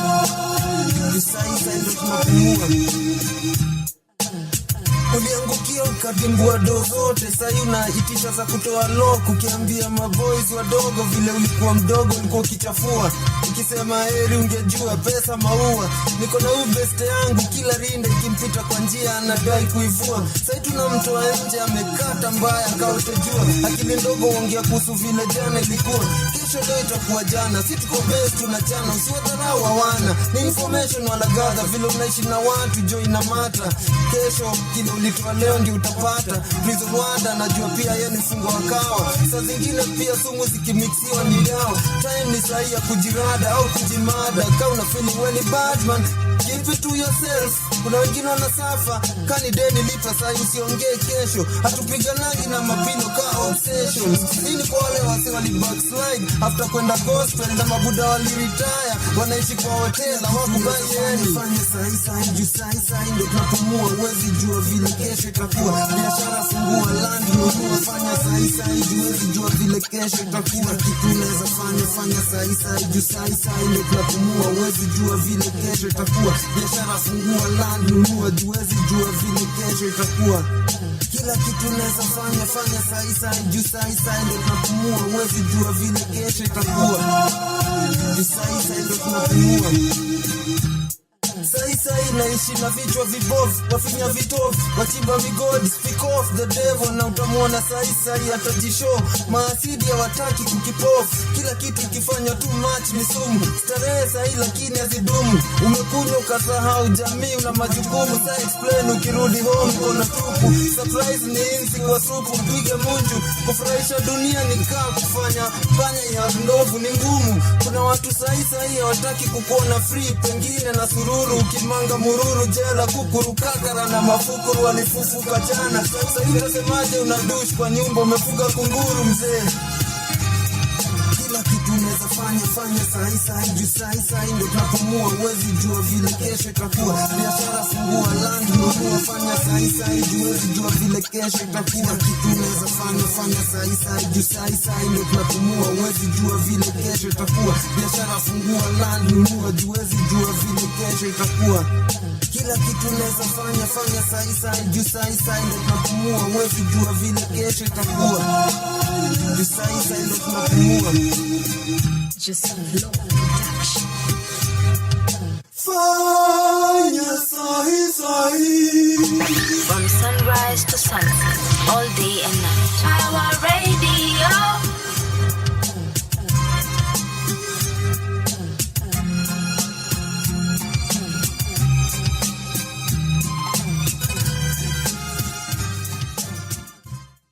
From sunrise to sunset, all day and